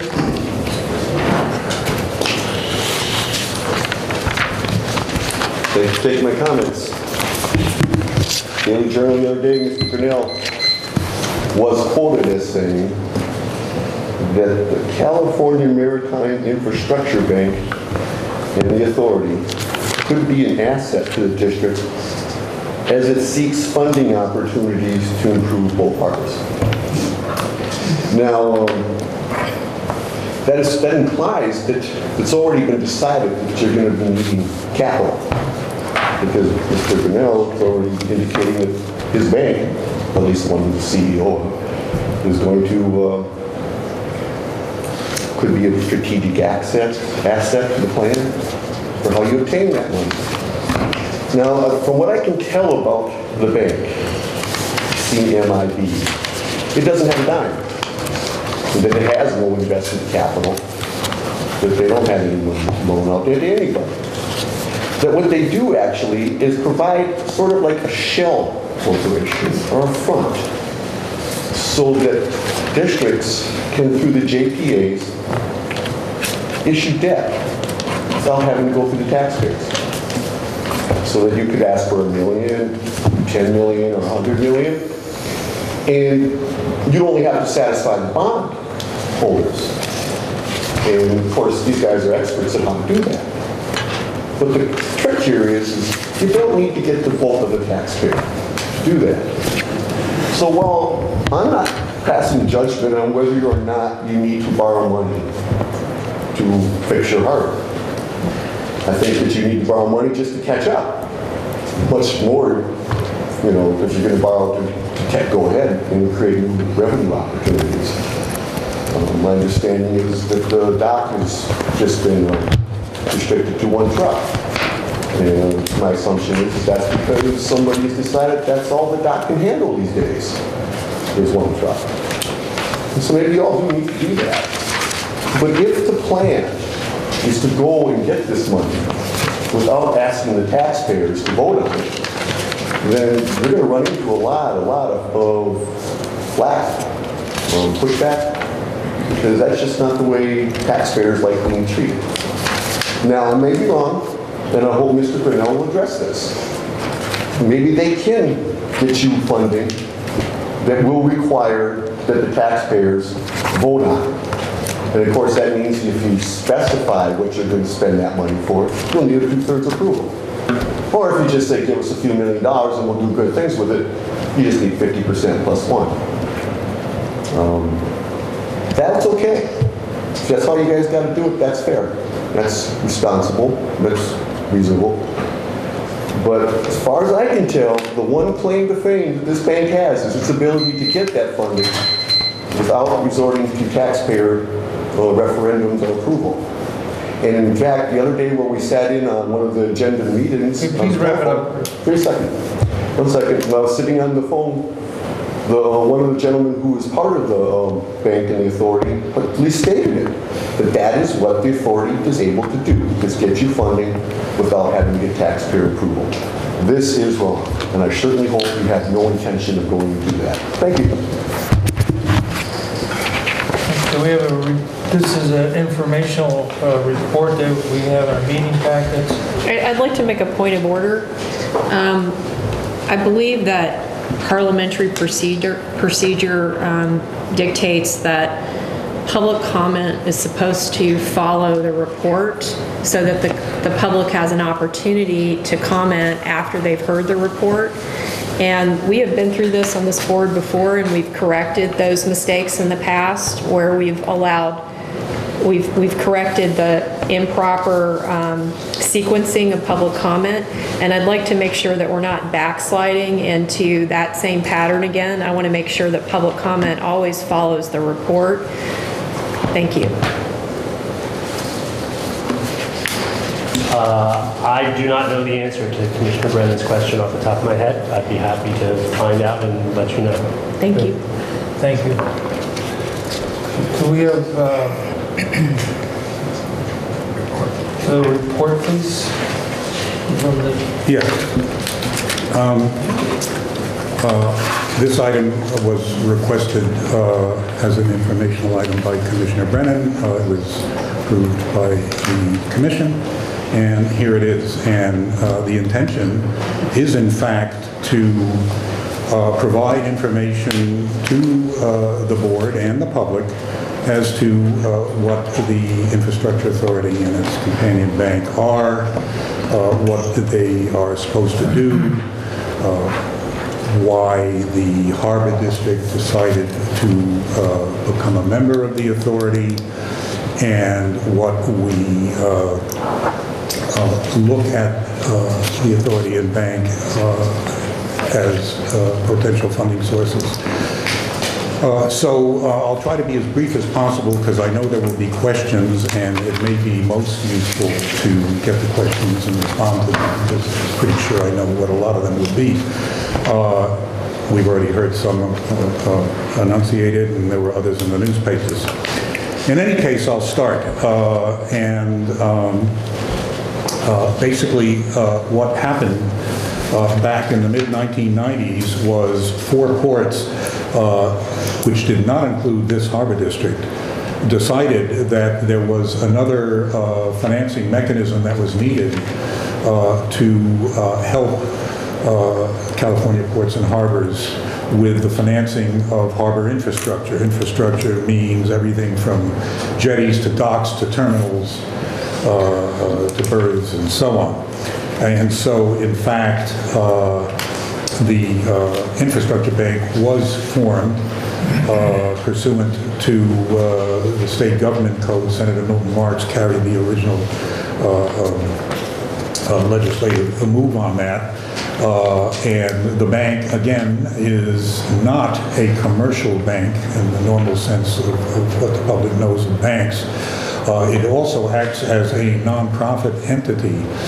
It is true that the bank is not capitalized. It has no money at this time. It was hoped and is still hoped that it can obtain a basic collection of funds that it can use to start bankrolling various projects. As a parallel, the state California Infrastructure and Economic Development Bank, which has been in existence for a number of years, was in fact provided with a startup amount of $450 million by the legislature. That type of thing was not provided to this infrastructure bank for various reasons that we needn't go into here. What then happened after the bank was formed in '94, the next year, the 4 original member ports decided to create a mechanism that could start operating. And they formed the California Maritime Infrastructure Authority, which is a joint powers authority, again under appropriate state codes. And that is, again, the government code, the State Harbors and Navigation Code. And the authority, to jump to the present now, consists of 9 member harbors and ports in California. San Mateo County Harbor District became a member in the year 2000. Ports and harbors become members by submitting a resolution requesting membership, and then the membership does decide. At this time, the authority, which is the active entity, has 9 members, and under its organizing rules, up to 9 members, each member port or harbor's chief executive, and whatever designation that is automatically an ex officio member of the board of the authority. Now, if the authority, if and when the authority becomes 10 members or more, then the board membership changes, representation changes, and the board will then consist of 6 members, and each of the 6 members comes from and represents one of 6 size categories of port or harbor. based on amount of tonnage, if it's cargo port, or number of slips, if it's a marina-type facility. And so, as I say, right now there are 9 members. Within the last year, the Port of Hueneme and Noyo Harbor both joined, which brought the number up to 9. Moving on, there have been questions raised about costs and financial input responsibility. You know what? I have a point of order. You just mentioned the 9-member ports, and I was told by the management of several of those ports that they were not members. So I'm concerned that how is it that the general manager, like Lisa Eckers of the Port of Santa Cruz, said that they're not members if they are members, and there just seems to be a lot of confusion about who the members are and who the members aren't. Okay. And like the Port of Sacramento, is that the Port of West Sacramento? Because I'd like to ask the general manager could complete his report, and well, just could we get is that accurate? Are you saying this is accurate? No, you're General saying, manager, no, please continue with your report. I will continue, and since we're on that subject, your statement is totally incorrect. We have checked with the Port of Santa Cruz, and Ms. Eckers says, in fact, they are still members. They have not attended recent meetings, but they are still very much members. And it's the Port of Sacramento, not West Sacramento, and they are also still members. So I don't know where you get your information from, but Well, I can send that to you later. This listing is correct to my knowledge. Okay, so moving on, back to the question of money. There is no charge for membership, either joining or sustaining, number one. Number two, in fact, what costs the CMIA incurs, for example, the employment of the executive director, Mateo, is paid for out of the proceeds of projects, past projects, that one or another of the member ports or harbors engaged in. And there are charges that then are levied by the agency of those member ports. And so that money will go for any expenses. And so to answer a question or two that seems to have been on the public's mind, the Harbor District has spent no money on the CMIA or B. There is no contribution toward the executive director's compensation or anything else, period. So that's that. Now, beyond that, let's get to what the purpose of all of this is. Again, as originally designed and to this day remains, the member ports and harbors are looking for another alternative mechanism for financing various kinds of projects. There are a number of existing agencies which can, have been, and may in the future provide port and harbor project funding. I'll name them, again, in the interest of information and transparency. State Coastal Conservancy has an urban waterfront program that was created in 1981. And in 81, the Conservancy was designated by the legislature as the state's coordinating body for urban waterfront development. At that time, I was with the Conservancy and helped put all that together, so I'm quite familiar with it. The Conservancy has project funding for various kinds of projects. Again, the Conservancy can provide grants, or what they call reimbursable grants, depending upon various conditions and their priorities. Their current money available for this program is not what it used to be. Given their priorities, the Coastal Conservancy has a multi-year strategic plan, so if anybody's really interested, they can find out exactly what those priorities are.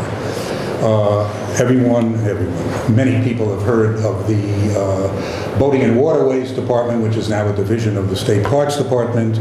Boating and Waterways does have money, which is basically the Harbors and Watercraft Revolving Fund.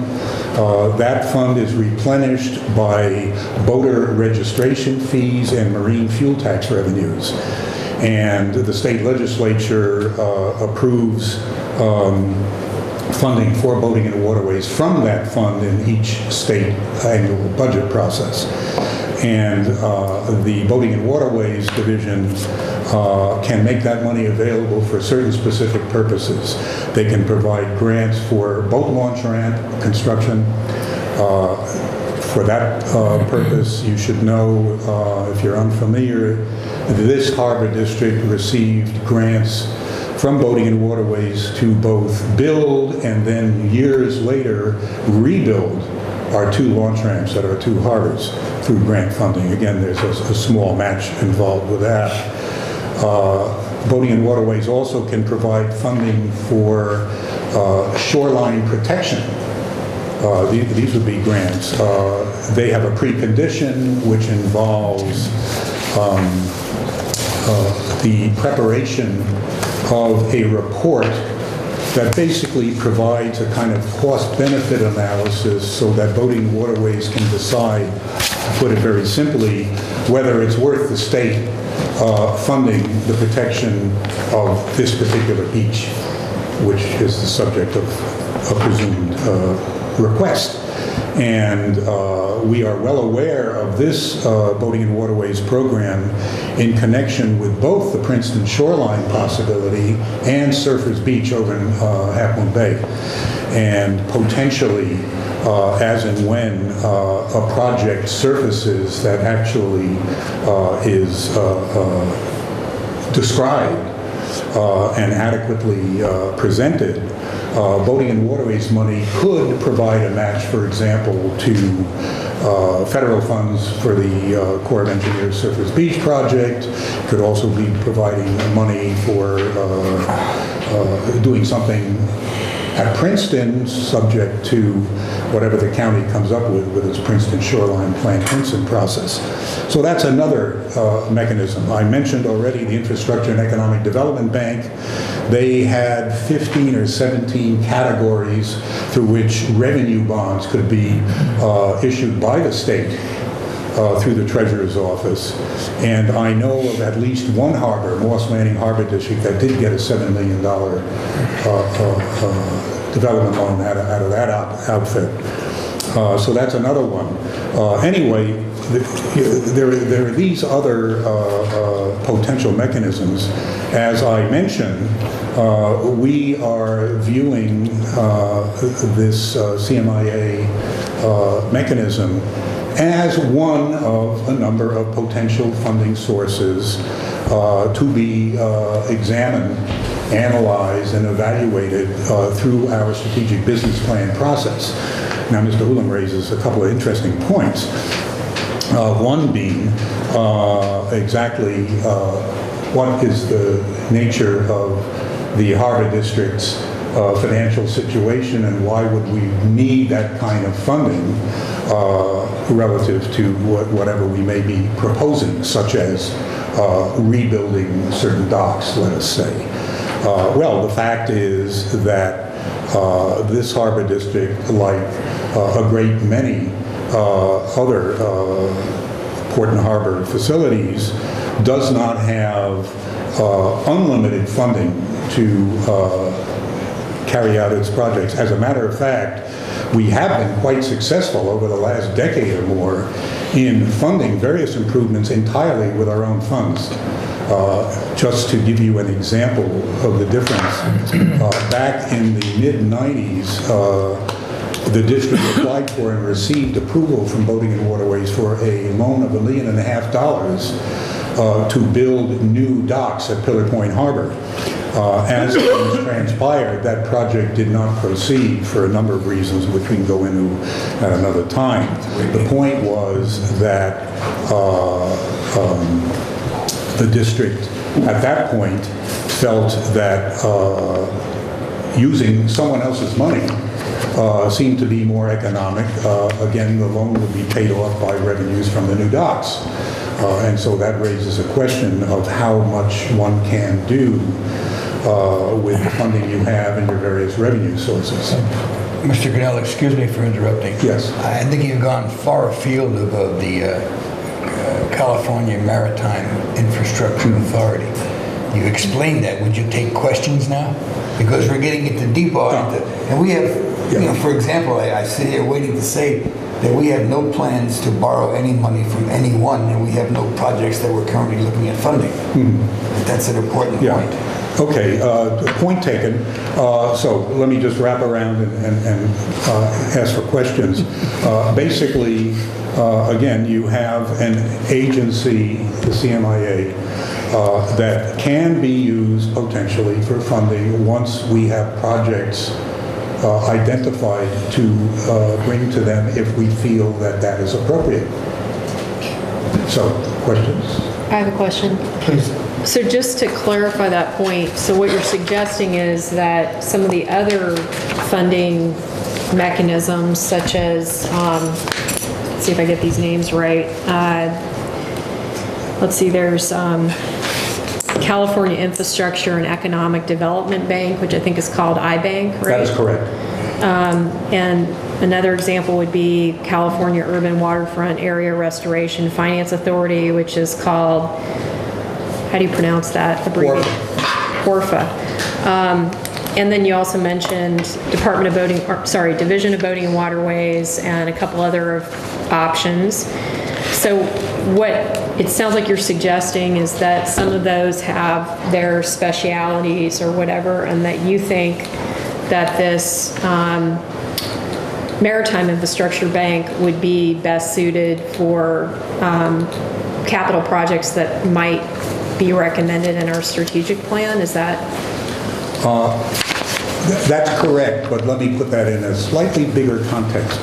Any and all of the agencies I referred to are potential funding sources for this harbor district, including our own funds. Okay, this is just another one. But I mean, I'm trying to understand why this one is worthwhile compared to, you've mentioned all the others, but what is it about?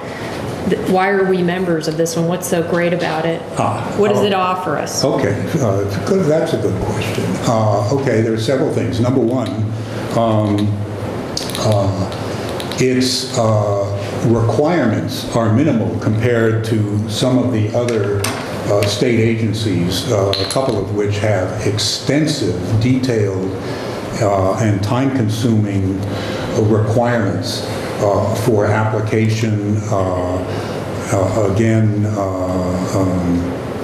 I won't get into comparisons right now, but the CMIA can move pretty quickly in comparison with some of those other entities to actually implement financing, number one. Number two, the CMIA currently provides conduit financing through primarily, not entirely, but primarily the bond markets. And the kind of interest rate that they can get now, for example, is lower than the Division of Boating and Waterways, which for many years was the best money in town, cheapest. And so there's one reason why one might want to go through CMIA rather than through Boating and Waterways. So there are factors of that kind that you know, require an examination of each of the potential mechanisms at a given point, assuming that you've got a project ready to go. So, like, if I had a project ready to go, how would I know? I mean, I'm just trying to understand how this stuff works, and I really don't. But say I had a project ready to go, and I was looking for funding. Yeah. How would I know what the bond rate was? Because it's not published on the website. Right. Okay, this is another example of an advantage of working with CMIA. The CMIA has a financial advisor who can and does and has, and in fact we had an experience with the financial advisor ourselves, can provide free technical assistance to answer just that kind of question and actually analyze with the prospective member, Porter Harbor, what this project is, what might be the best way to go, those kind of details as to what money might be the best mechanism, to the extent that you might have a project that involves a combination of public and private activity. For example, you may have a port that has a dock area for cargo, and there's a terminal that is leased to a private shipping company, and that company proposes to make some improvements. The port itself proposes to make some improvements, and so one can work through CMIA to get financing for such a project. There are laws and regulations concerning the limits of private activity.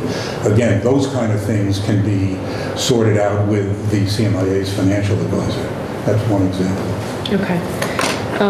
Well, I was just responding to your report, but I do have some questions of my own, so I'd like to make those whenever it's my turn. I think now is appropriate time. Okay. So, well, you just answered some of them, so that's great. We can take those off the list. So in the past, when the Harbor District Board became a member of this bank authority, that was back in 2000, correct? Okay. Was that specifically because of the Hilton Hotel project, or was the Hilton Hotel project a while after that? A bit after that. So like 2001 or 2 or somewhere? Yeah. Okay. So with the Hilton Hotel project that was slated for Oyster Point, did the board decide that they wanted to move ahead with CMIBA, or did it never get to that point? Okay, two things. The direct answer to that is no, it didn't get to that point. Secondly, I don't recall that it was a Hilton Hotel. Oh, I'm sorry, I thought it was a Hilton. The brief history is that a firm from San Mateo called Riser Resources originally wanted to put up a 9-story, 4-star full-service hotel. Eventually they had to withdraw because their developer at the last minute pulled out. Then a new developer came in and proposed to build a similar type of hotel. I don't recall that he mentioned Hilton, but as an operator, but he wanted to put up a hotel and use tax-exempt revenue bonds as the financing mechanism. And that is something that the CMIA could work with. And so, as a matter of fact, we did contact CMIA and worked with the financial advisor to explore the potential feasibility of this hotel project. Concurrently, we worked with the city of South San Francisco, who of course was quite interested. And so we were working closely with the city staff about this project. The short answer is the project died because the project proponent withdrew because it appeared that the level of participation that was called for by the project proponent to provide a share of equity for bond purchases was something that the proponent didn't want to do. He basically wanted to use 100% other people's money, and so in the end he walked out and the project did not proceed. Okay. So when all that was happening, did that come before the board and the board make a decision at a meeting regarding that project? Or? No, it never got that far. Basically, we were still in the preliminary stages of discussing what the potential was for the board to do anything.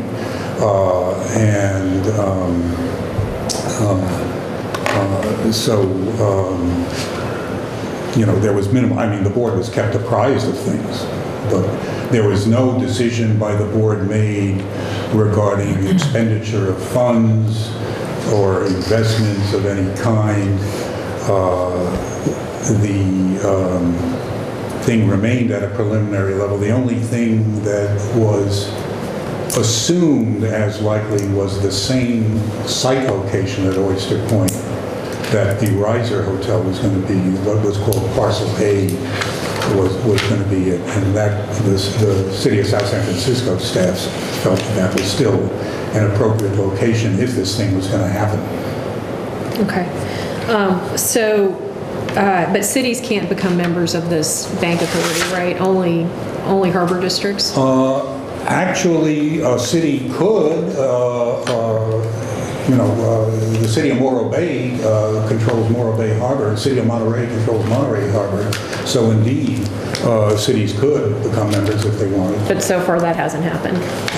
No. Okay.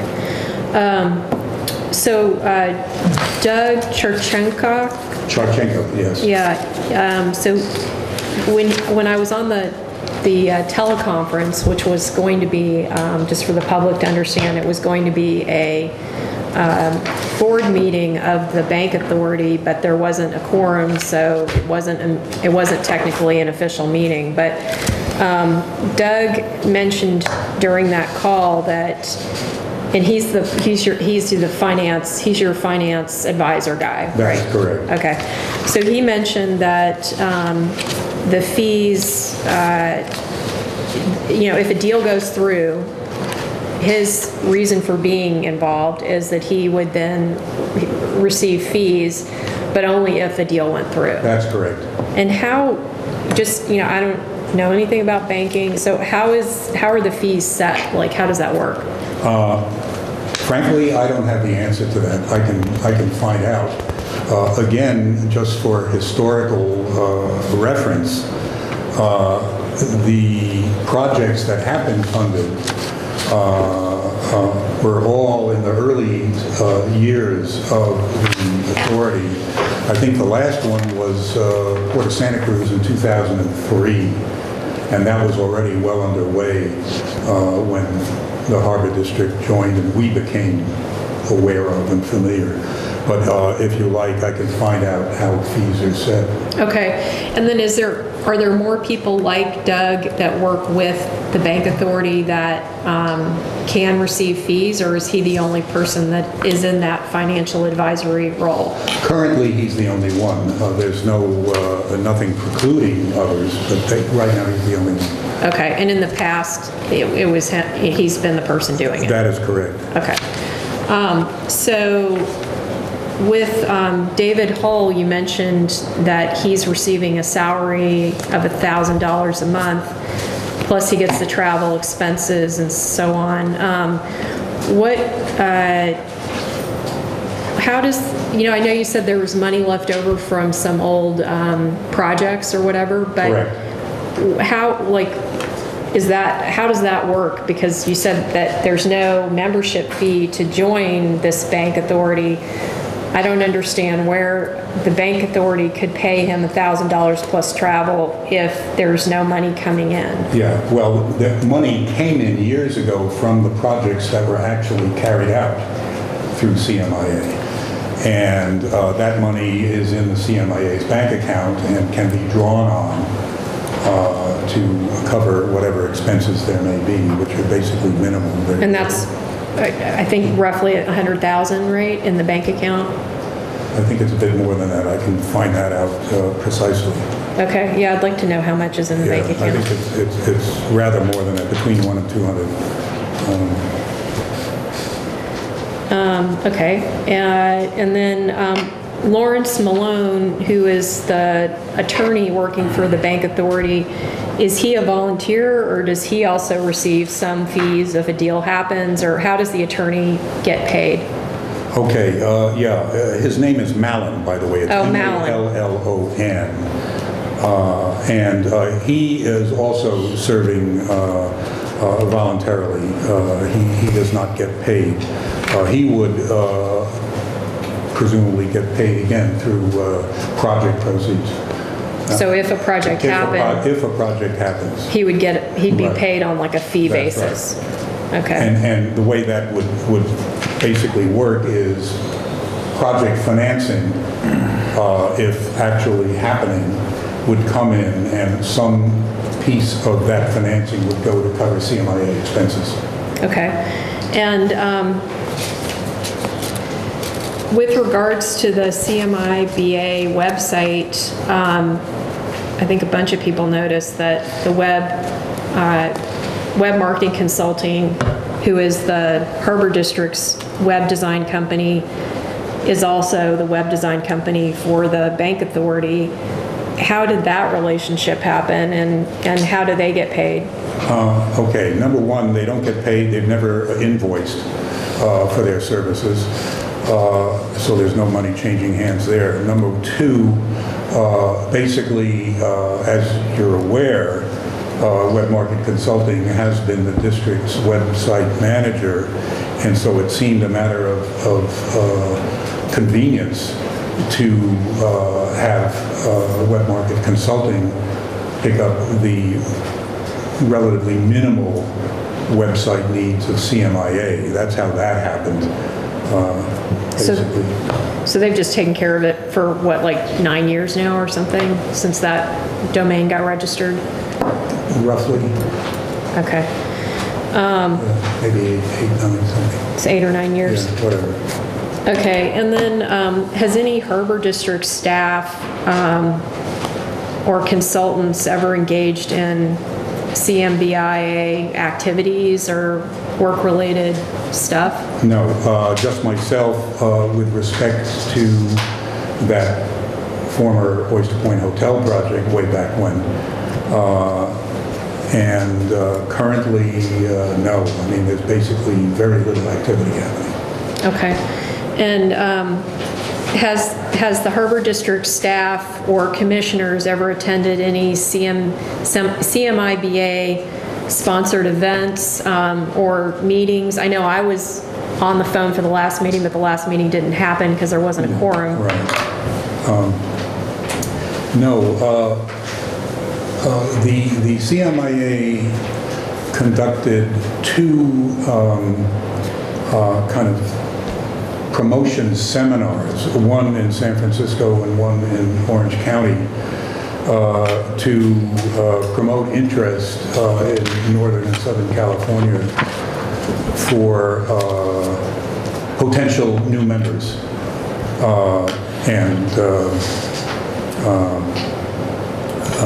Those were there, I believe. Were you at the? Yeah, that's what made me think of it. Harbor Master Greene attended the Northern California seminar, which was a one-day thing in San Francisco. But no other staff was there, just the Harbor Master? Just... And you? That's okay. Just the two of us. Okay. I should point out, again, the whole point of this, and it's useful that you requested this item,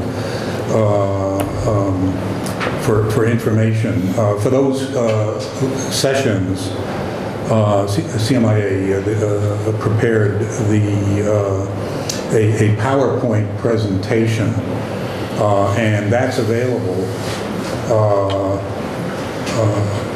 to anyone. And in fact, it now occurs to me in the light of tonight's discussions that that should go on our Harbor District website as well as the CMIA website. So I'm making a note about that. Okay, I'm just going to try to make I only have a few more questions left. I want to ask them quickly. So is there anyone other than Doug and the attorney, Lawrence, who would receive fees if a deal goes through? Are there other people that are members of the board or helping with sales or whatever that would receive fees if a deal actually went through?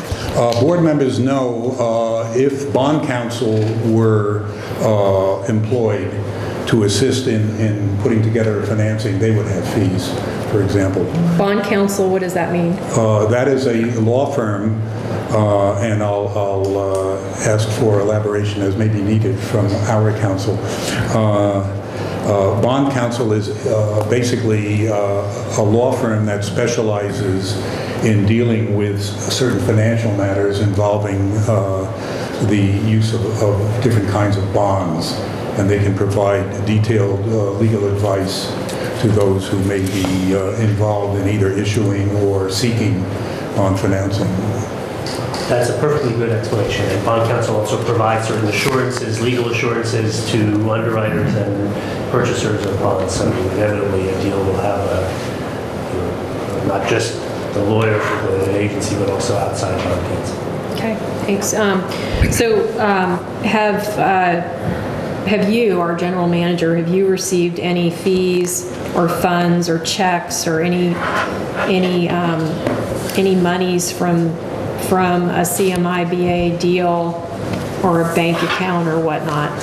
To me personally, no. No, nothing. Nothing.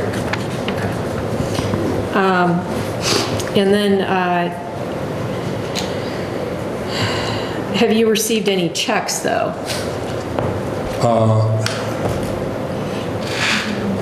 I have received some invoices from the executive director, From David Hull? David Hull, that I review and then pass on to CMIA's treasurer, who is with the Port of Stockton, and he handles.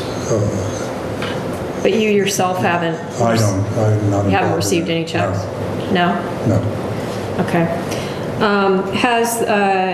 Have there been any gifts or anything like that to any of the representatives for CMIBA? Not in my knowledge, ever. Okay. And so that's pretty much it. But I did have a question there. I have a couple checks here that were written to you by the California Maritime Infrastructure Bank Authority. Check number 1006 and 1003. I don't know if there are any more, but maybe you could clarify that. I can. Those, actually, I had to front the money for refreshments at one of the seminars, and that was reimbursement. It turned out that the credit card that was to be used by Mr. Hull somehow wasn't working or available, and so I was on scene, and so I just paid for it and got reimbursed. Okay. So I will stand corrected. Yes, I have received a check, but that's what it was for. Okay. So you haven't, you have had zero profit, gain, gifts, fees, checks? Right. Well, no monies? Now, well put, and the answer is no to that, yes. Okay. Thank you. Other questions? That's all I have. Okay. Item number 12, we start with staff reports from the General Manager, Director of Finance and Human Resources. I do have one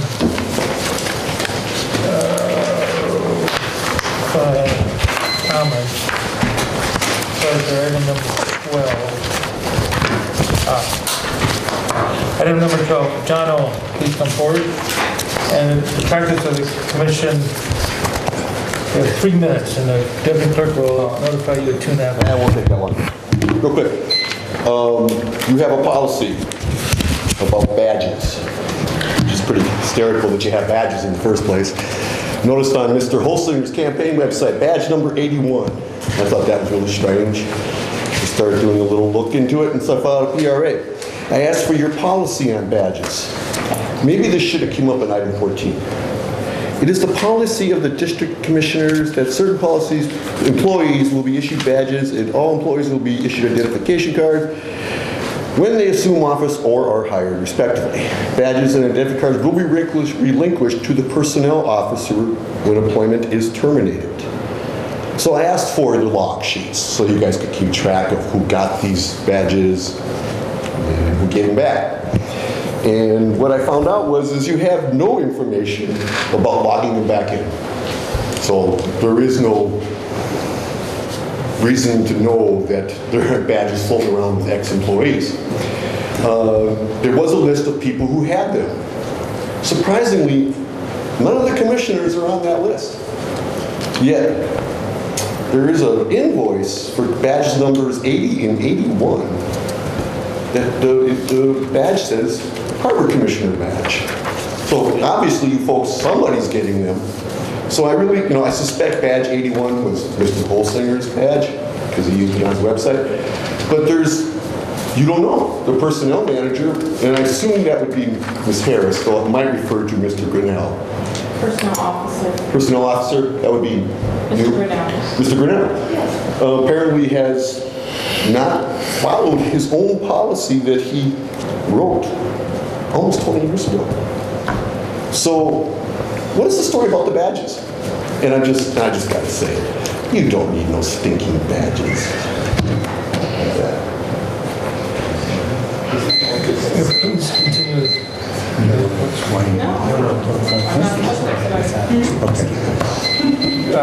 Please continue with your report. Yes, you have my written report. I'll take any questions. I have one short statement to add. Sure. And that is a little positive movement. You are aware, no doubt, that the Oyster Point Bait and Tackle Shop closed and went into bankruptcy. We moved to terminate the lease and to regain full possession of the premises. We have now done so.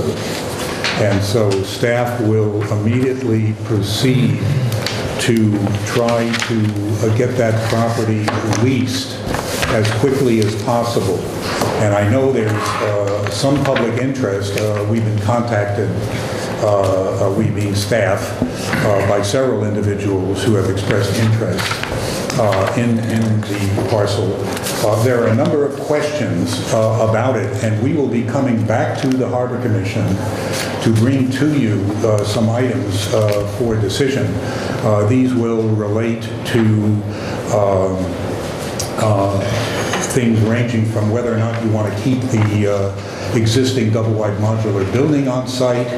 The reason why that's in question is if you do, then we would have to seek bids. If you want to remove it, you would then be able to seek proposals, which might give you more flexibility for negotiating a deal. So there's one decision. Another decision is just what kind of activity or business would you want on that site? The same kind of business or something a little different? That's something to think about.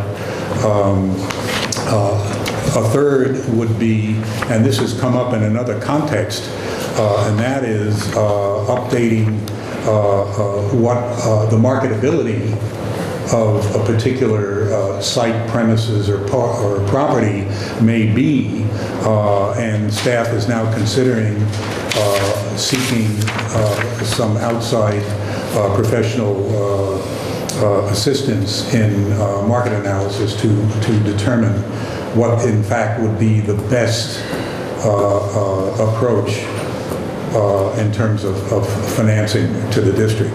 So there are some things we'll need to be doing before we actually end up issuing a public notice, which, by the way, Boating and Waterways Division will have to approve.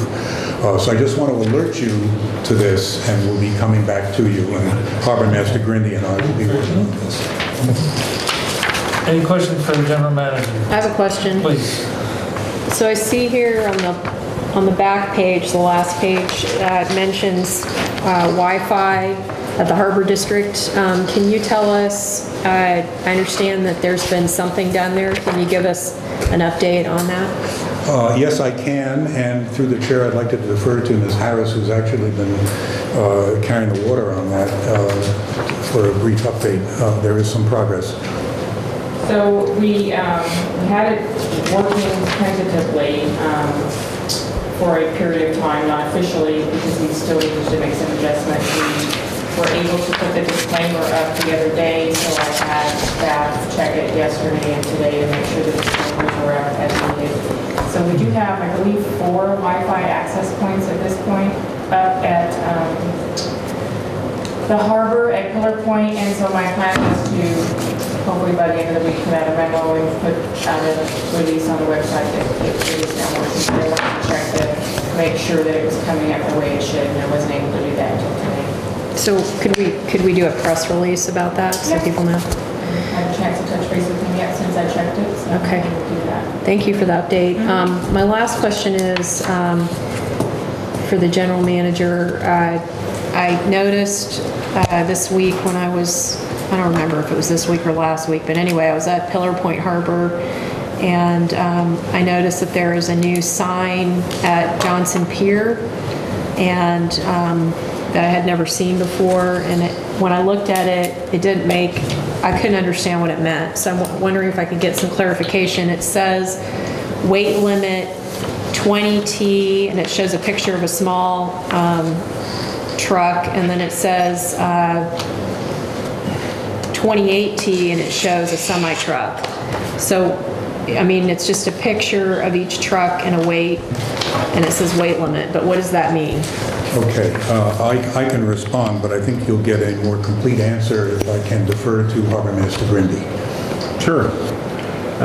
Shortly after, I think it was early June, if you remember, we had the sewer line that collapsed as you come off the pier from heavy loads. And so I contacted Brad Porter at Moffett Nickel, one of our engineers, and asked him what is the structural strength of the pier. So at least we would have that noted on the pier. No changes have occurred for what we do on the pier.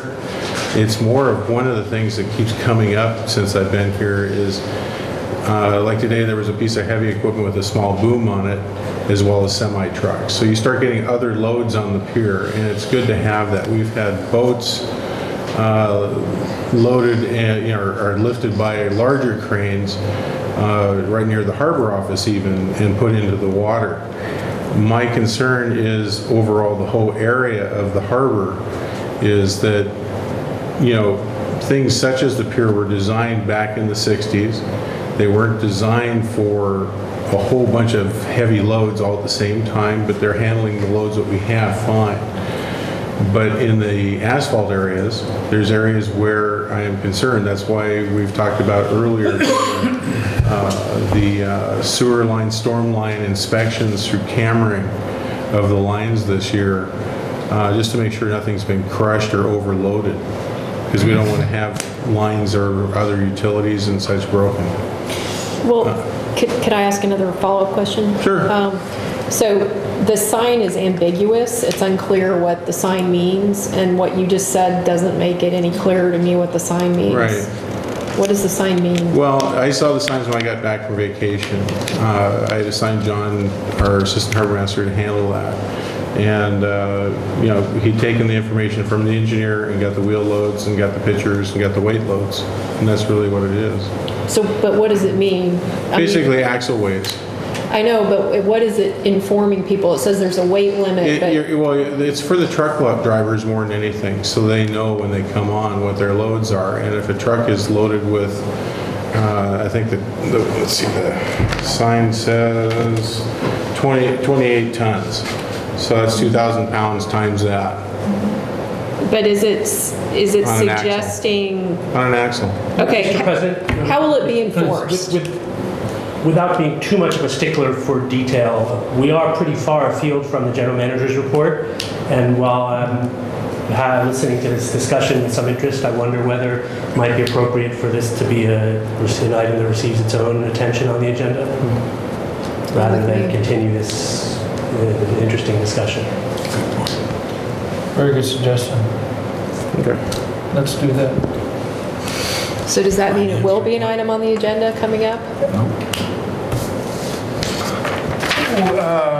I can provide an informational if that will help at one of the next meetings. Okay, an informational Yeah. report? Thank you. That'll give you time too, since you were on vacation to, Yeah, I just. okay. Thanks. Apologies for the interruption. Fine. Thank you. Okay, item number 13, the Director of Finance. We have a written report. Item number 14, Manager of Human Resources. Any to add to the written report? My report, I'll take any questions for either. I'll be happy to take any questions back to the finance department if I need to as well. Item number 15, under operations. Mr. Goodby. Wait a minute. On item 13, is this a quarterly report, or what are we looking at here? We're looking at the finance department report to the commissioner. So she's going to do this every month now? She's written a report for this board meeting, and I believe that the reason she has this information regarding the budget carryover is because it's the end of the year, at the end of the fiscal year. Okay, so that's why this report's happening now. That's why, yes. That's why she has the information about the carryover, because we just had the end of the year. Okay. Actually, it's item 14 is Marietta's. No, Oh, so you did say 15. I'm sorry. Sorry, I misheard. You have my report. I'll take any questions. I would like to notice that, we are working on a couple different things under Oyster Point as we progress. The Terry building, as you know, at that site, WETA is agreeing to us using the building. Now we're just working into some legal activities to make sure we can, and so everybody's happy that way. That'll provide more space for potential events and activities on the weekends when the ferry building is not used. And also that as you recall, we did a kite festival last year. We had about 600 people show up, and the FAA just approved that. We will be setting out a date shortly for October for that again. And we're still waiting on the July 4th, 2015 fireworks potential event on the FAA as well, because it's all in that great area of the airport down there. Good deal. Thank you. Item number 16. I had a question about the report. Please.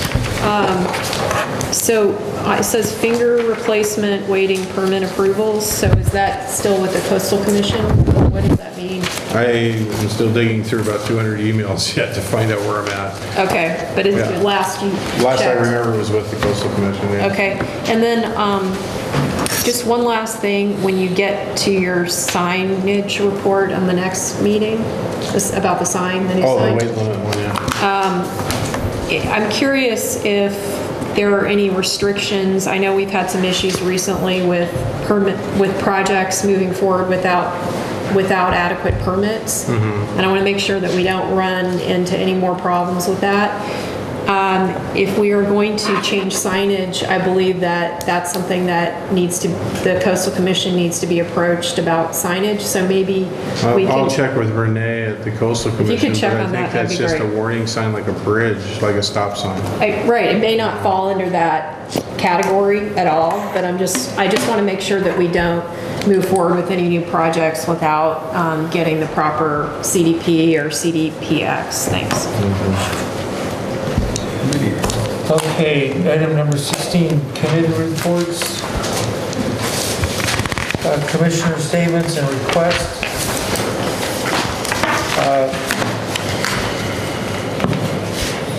Yes, Mr. President. Thank you. Last year, this board approved expenditure of money for the purpose of demolishing the Romeo Pier in a safe way because it's deteriorating and is a public safety hazard increasingly. And because of concerns at the end of the year budget for adopting the fiscal year budget starting July 1 of this year, we didn't disapprove that work, but we defunded it. Last year, this board approved expenditure of money for the expansion of the sidewalks in front of the lessee vendors at Pillar Point Harbor, which would improve the visitor experience and increase revenues, at least in the information we were provided, in such a way that the cost of that would be recouped in less than 3 years, as I recall it. And yet, because of concerns about the budget at the end of this last fiscal year, we defunded that for the budget that we adopted for the current fiscal year. At that time, the budget for this fiscal year indicated we would be starting the year with approximately $11.5 million cash on hand, although some of it restricted by different actions of the board in the past. The quarterly report shows that instead we have roughly almost $4 million more, although $500,000 of that is because of carryover from last year's budget and money that hadn't been expended yet. So our cash on hand at the end of June 30th that wasn't already spent but just hadn't been paid out yet for other projects was about $14.5 million, that may be more, $14.7 million, which is still well over $3 million more than we anticipated when we adopted the budget. Because of that, I want to commend to the other commissioners, to the rest of the board members, consideration of whether or not projects such as that, one involving public safety and the other involving the public positive experience and including service to our tenants with increased revenues both to them and to the district, consider refunding those in this fiscal year so that we can move forward. Thank you. I have no items to discuss. Commissioner Brennan? Yeah, are we on B2? We are B1. Okay. No, I have nothing for B1. Okay, I would like to say that I appreciate the efforts of staff to acquire this meeting room. I think this is a lot more compatible, so thank you. Okay, moving on to the second part of this, placing items on the future agenda. Are there any commissioners that would like to place any items on a future agenda? I have none. I would. Commissioner Brennan, please. I would like to get an informational report on, and this could come from staff because they know our policies, on whether our policies allow a member of the board to hold 2 offices at one time. So I'd like to get clarification on that. And if they have some policies that they can just email me, I'd be fine with seeing a policy that says something related to that. Or if they think it's better done at a board meeting, that's fine with me too. Commissioner Bernardo. Mr. President, if I may, if it's appropriate, for staff to respond, I'd like Commissioner Brennan to clarify what she's referring to in terms of 2 offices, because what little I know is that there can be certain conflicts. I do remember a harbor commissioner, for example, who was needing to step down from the Harbor Commission after she got elected to a city council. So could you clarify exactly what you mean by more than 2 offices of the same? Which offices? What kind? Okay, what I meant... Or do you want it encyclopedic? What I mean is there is one current board member, a commissioner, who holds 2 offices on this board. He is the treasurer and the secretary, which are 2 separate offices. And so my question is, whether or not that is legal and if it meets all of our policies. If I may comment, for ease of everyone's understanding, I can respond that it is legal, but I will give you a report. I did research this some years ago for totally other reasons. I'm relieved that your general manager has answered your question for me. Sorry about that. Okay, Commissioner Bernardo. I have some more. I'm sorry. That kind of got off on a tangent. So you're going to follow up on that. All right, moving on.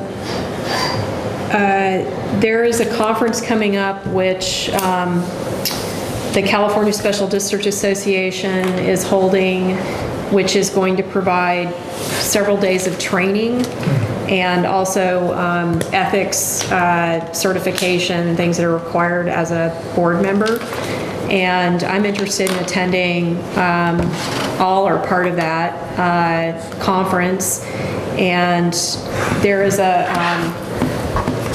early bird special, so there's a discount for early registration.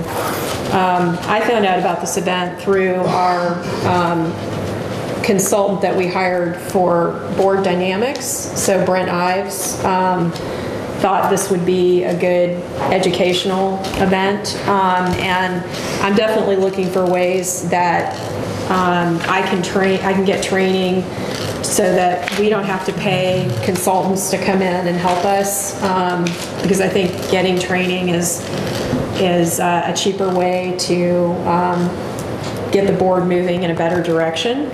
So I'm interested in attending this training. The deadline, and I'm hoping that some of the other commissioners are also interested in attending the training.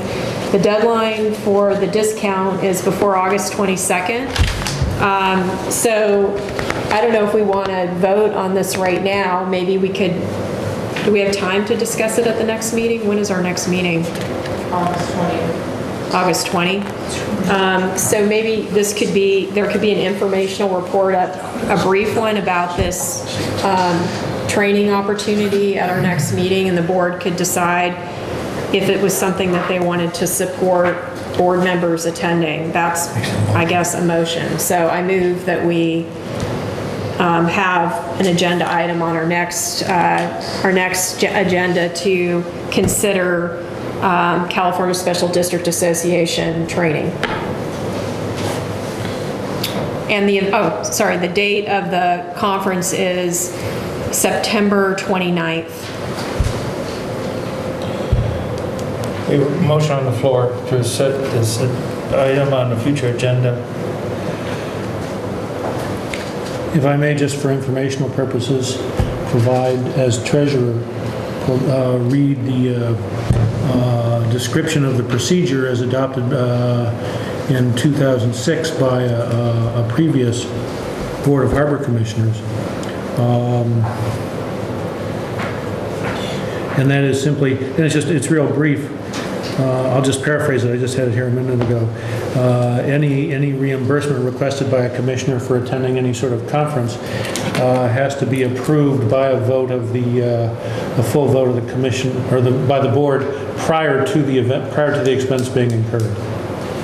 She made a motion. She's No, that's trying fine. to do that. Yeah, that's fine. So I'm just telling you what the policy is. Okay, the motion fails the lack of a second. No, I'm sorry, wait. I have a question on the motion, Commissioner Brennan. Yeah. Your motion is Well, to... No, you need a second. Oh. We need a second before. Okay, we I'll discuss. second it. I'll second it, just for the sake of discussion. I'm unclear on the motion. The motion is for staff to present information about this event, so we can determine if we want to go or not. I'm trying to understand it. I'm trying, because of our policies here, I'm trying to figure out the most appropriate way to bring this up. What I would love to do is just bring it up right now, and then we could decide if it's something we wanted to support. But our policies don't allow me to do that. Okay. So and if you have a better idea, please tell me. No, because based on what Commissioner Holsinger just said, and I'm assuming that's correct, that's part of our policy, is that the commission would definitely have to vote to say, okay, we're going to reimburse for this event and not for this event or that so that commissioners know that when they go out there and they attend a training, that they will be reimbursed for that. That's why I want to put it on the agenda. Right? Yeah, I want to put it on the agenda so we can look at whether this is the kind of thing whether it's valid or not. Okay. We want to support. I seconded it. Okay, thank you. Okay. Any further question, discussion? And I just want to say I seconded it because when I was on the Planning Commission in South San Francisco, I attended a couple of these, and they can be useful. I mean, and also for there are classes sometimes that you never think of that can prove valuable. So that's why. And I should probably also mention that Brent Ives, the person that we hired as our board facilitator, he actually does training for the California Special District Association, and I haven't asked him, but he's probably going to be doing some of this training himself there because that's one of the things that he does. Great. Okay, so I seconded it. Roll call, please. Commissioner Bernardo? Aye. Commissioner Brennan? Aye. Commissioner Holsinger? No. Commissioner Tucker? No. President Caravana? No. Okay, are we done with, No, I'm not done yet. So I would like a report on badges issued to San Mateo County Harbor Commissioners. I was never provided with a badge, and I think there's a lot of confusion about the whole situation with the badges, whether commissioners currently have badges, or they don't have badges, or their badges were recently revoked, or they weren't. And where are the badges now, and why aren't the badges on the list in the spreadsheet that was provided by the Human Resources Director? So there's a lot of questions about badges, and I'd like to get it just clear once and for all so we all know, because I only found out about the fact that commissioners had badges when Commissioner Holsinger put a photograph of his badge on his campaign website. So before that, I had absolutely no idea that commissioners had been issued badges that look just like sheriff's badges. They're like beautiful gold stars, and it was a bit of a surprise to me. So I would just like an informational report on badges. So I'm moving that we have a report on badges. I move.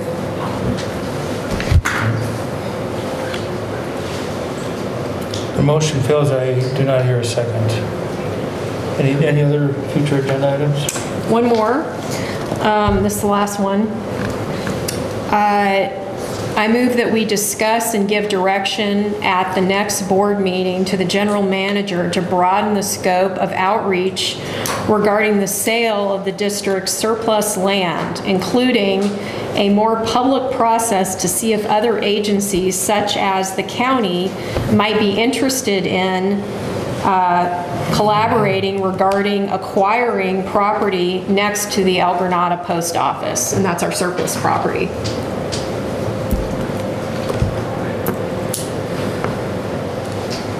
That was a motion. So can you read it again? I'm Sure. sorry, I got lost in it. I'm Sure. sorry. I move that we discuss and give direction at the next board meeting to the general manager to broaden the scope of outreach, meaning we're going to let more people know about the surplus property because not very many people know about it. We're going to broaden the outreach regarding the sale of the district's surplus land, including a more public process to see if other agencies, such as the county, might be interested in acquiring the property, the surplus property. So, I'm sorry, so all of that is saying outreach, right? That's what it's saying, outreach. Yes, broaden the outreach so that more public agencies are aware that this land is for sale. Because remember, we made it surplus, and we're trying to We're required to notify certain agencies and yeah. Yeah, so I'm just asking that we broaden the outreach and make the process more public. I thought that was already done, though. I thought that was already done. Okay, we're discussing. I'm sorry. Motion. I'll second it just for. Well, if you have a question about it, I can tell you that there is a public agency that I believe inquired, at least one, maybe more, about this surplus property, and they were not provided with any information. So basically, it was like, we're not interested in selling it to you. And so I think we need to put it out there, since it's surplus now, we're trying to dispose of it, we're trying to sell it and get more money for the district. I think we need to let people know. For the sake of I'm looking at the attorney, we shouldn't be having this discussion because it's not agendized, so. But we're discussing. I've just seconded it for agenda setting purposes. Okay. I've seconded it. Okay, thank you. Commissioner Bernardo? Aye. Commissioner Brennan? Aye. Commissioner Holsinger? No. Commissioner Tucker? No. President Caravana? Aye. Motion carries. So is that it? That's it for me. Thank you. Thank you. Move to adjourn. Before we adjourn, I received 3 public comment cards after the public comment session has passed. So at this time, I would like to call those that submitted public comment cards to the podium. I will start with Leonard Warren. And practice is 3 minutes, and the deputy clerk will notify you 30 seconds remaining. Yeah, I have to try and remember why I submitted the form. I think what I had in mind was regarding the surplus property, that you really need to not try and run this backroom under the table deal with the fire district, but consider what's in best interest of the whole community. And single-purpose government agencies are a spectacularly bad form of government. The fire district has a really narrow view, looking only at their needs. They don't care about the community at large. And it'd be really nice if this board would step back and say, you know, maybe it's not in the best interest of the community as a whole to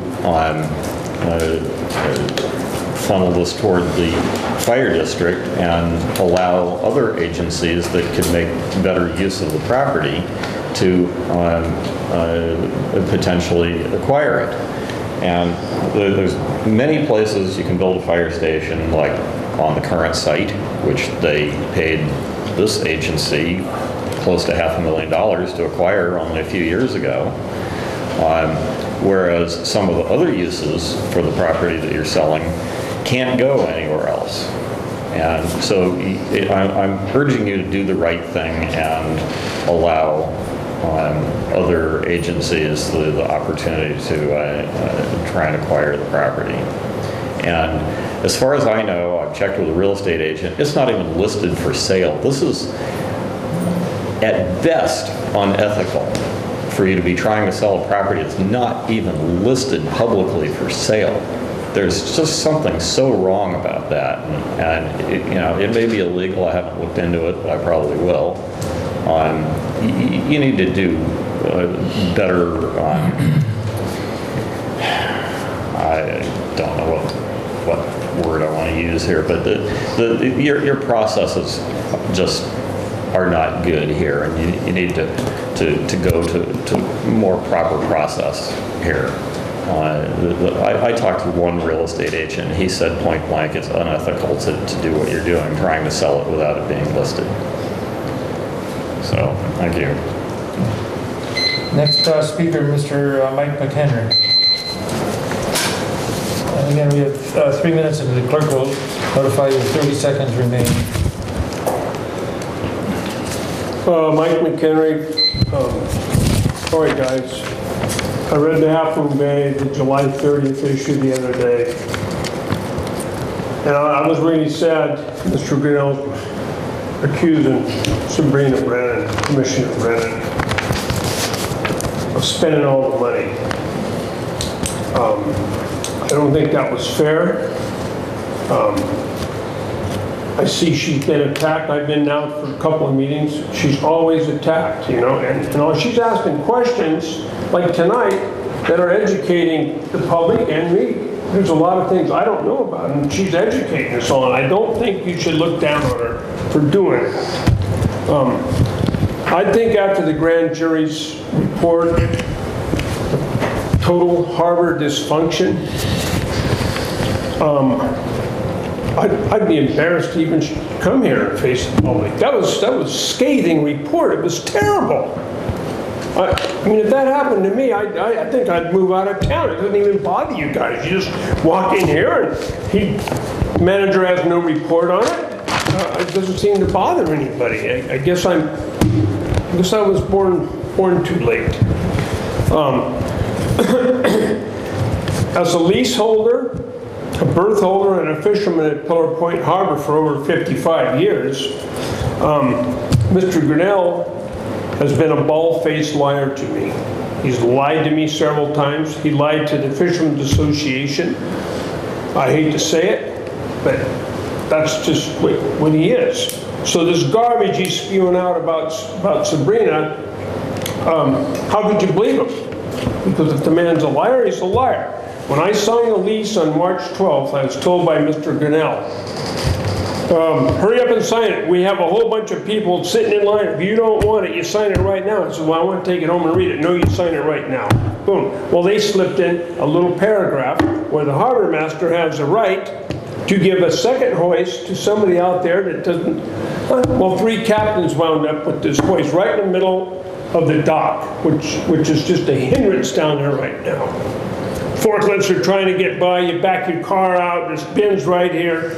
How people could give 3 captains a hoist at that position is crazy. Finish.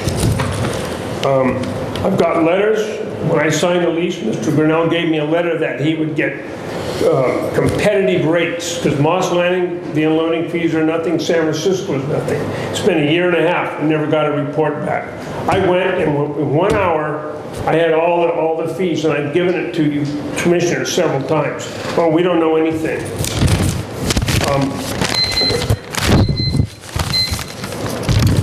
I've got a couple more things to say and I'm out of here.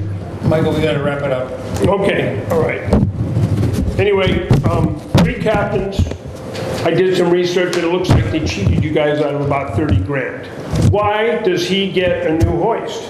It was never offered to Morningstar or me. It was slipped in under the table. We have had that lease for 30 years. You have to operate in your confines of your lease. There's not another harbor up and down the West Coast that would all of a sudden give somebody, when we're all paying the same rent, a special deal. And I'm really upset about it. It's not fair. It should have been offered to anybody if you. It should have been given to Mr. Betancourt, who's if you're going to give a 4th hoist. My minutes are up. That's it. So The next speaker is Mr. Dan Haggerty. Yeah, I believe. All right, do I have a motion for adjournment? So moved. Second. I have a motion, a second, for adjournment to the August 20th meeting. All those in favor indicate by saying aye. Aye. All those opposed? Meeting is adjourned.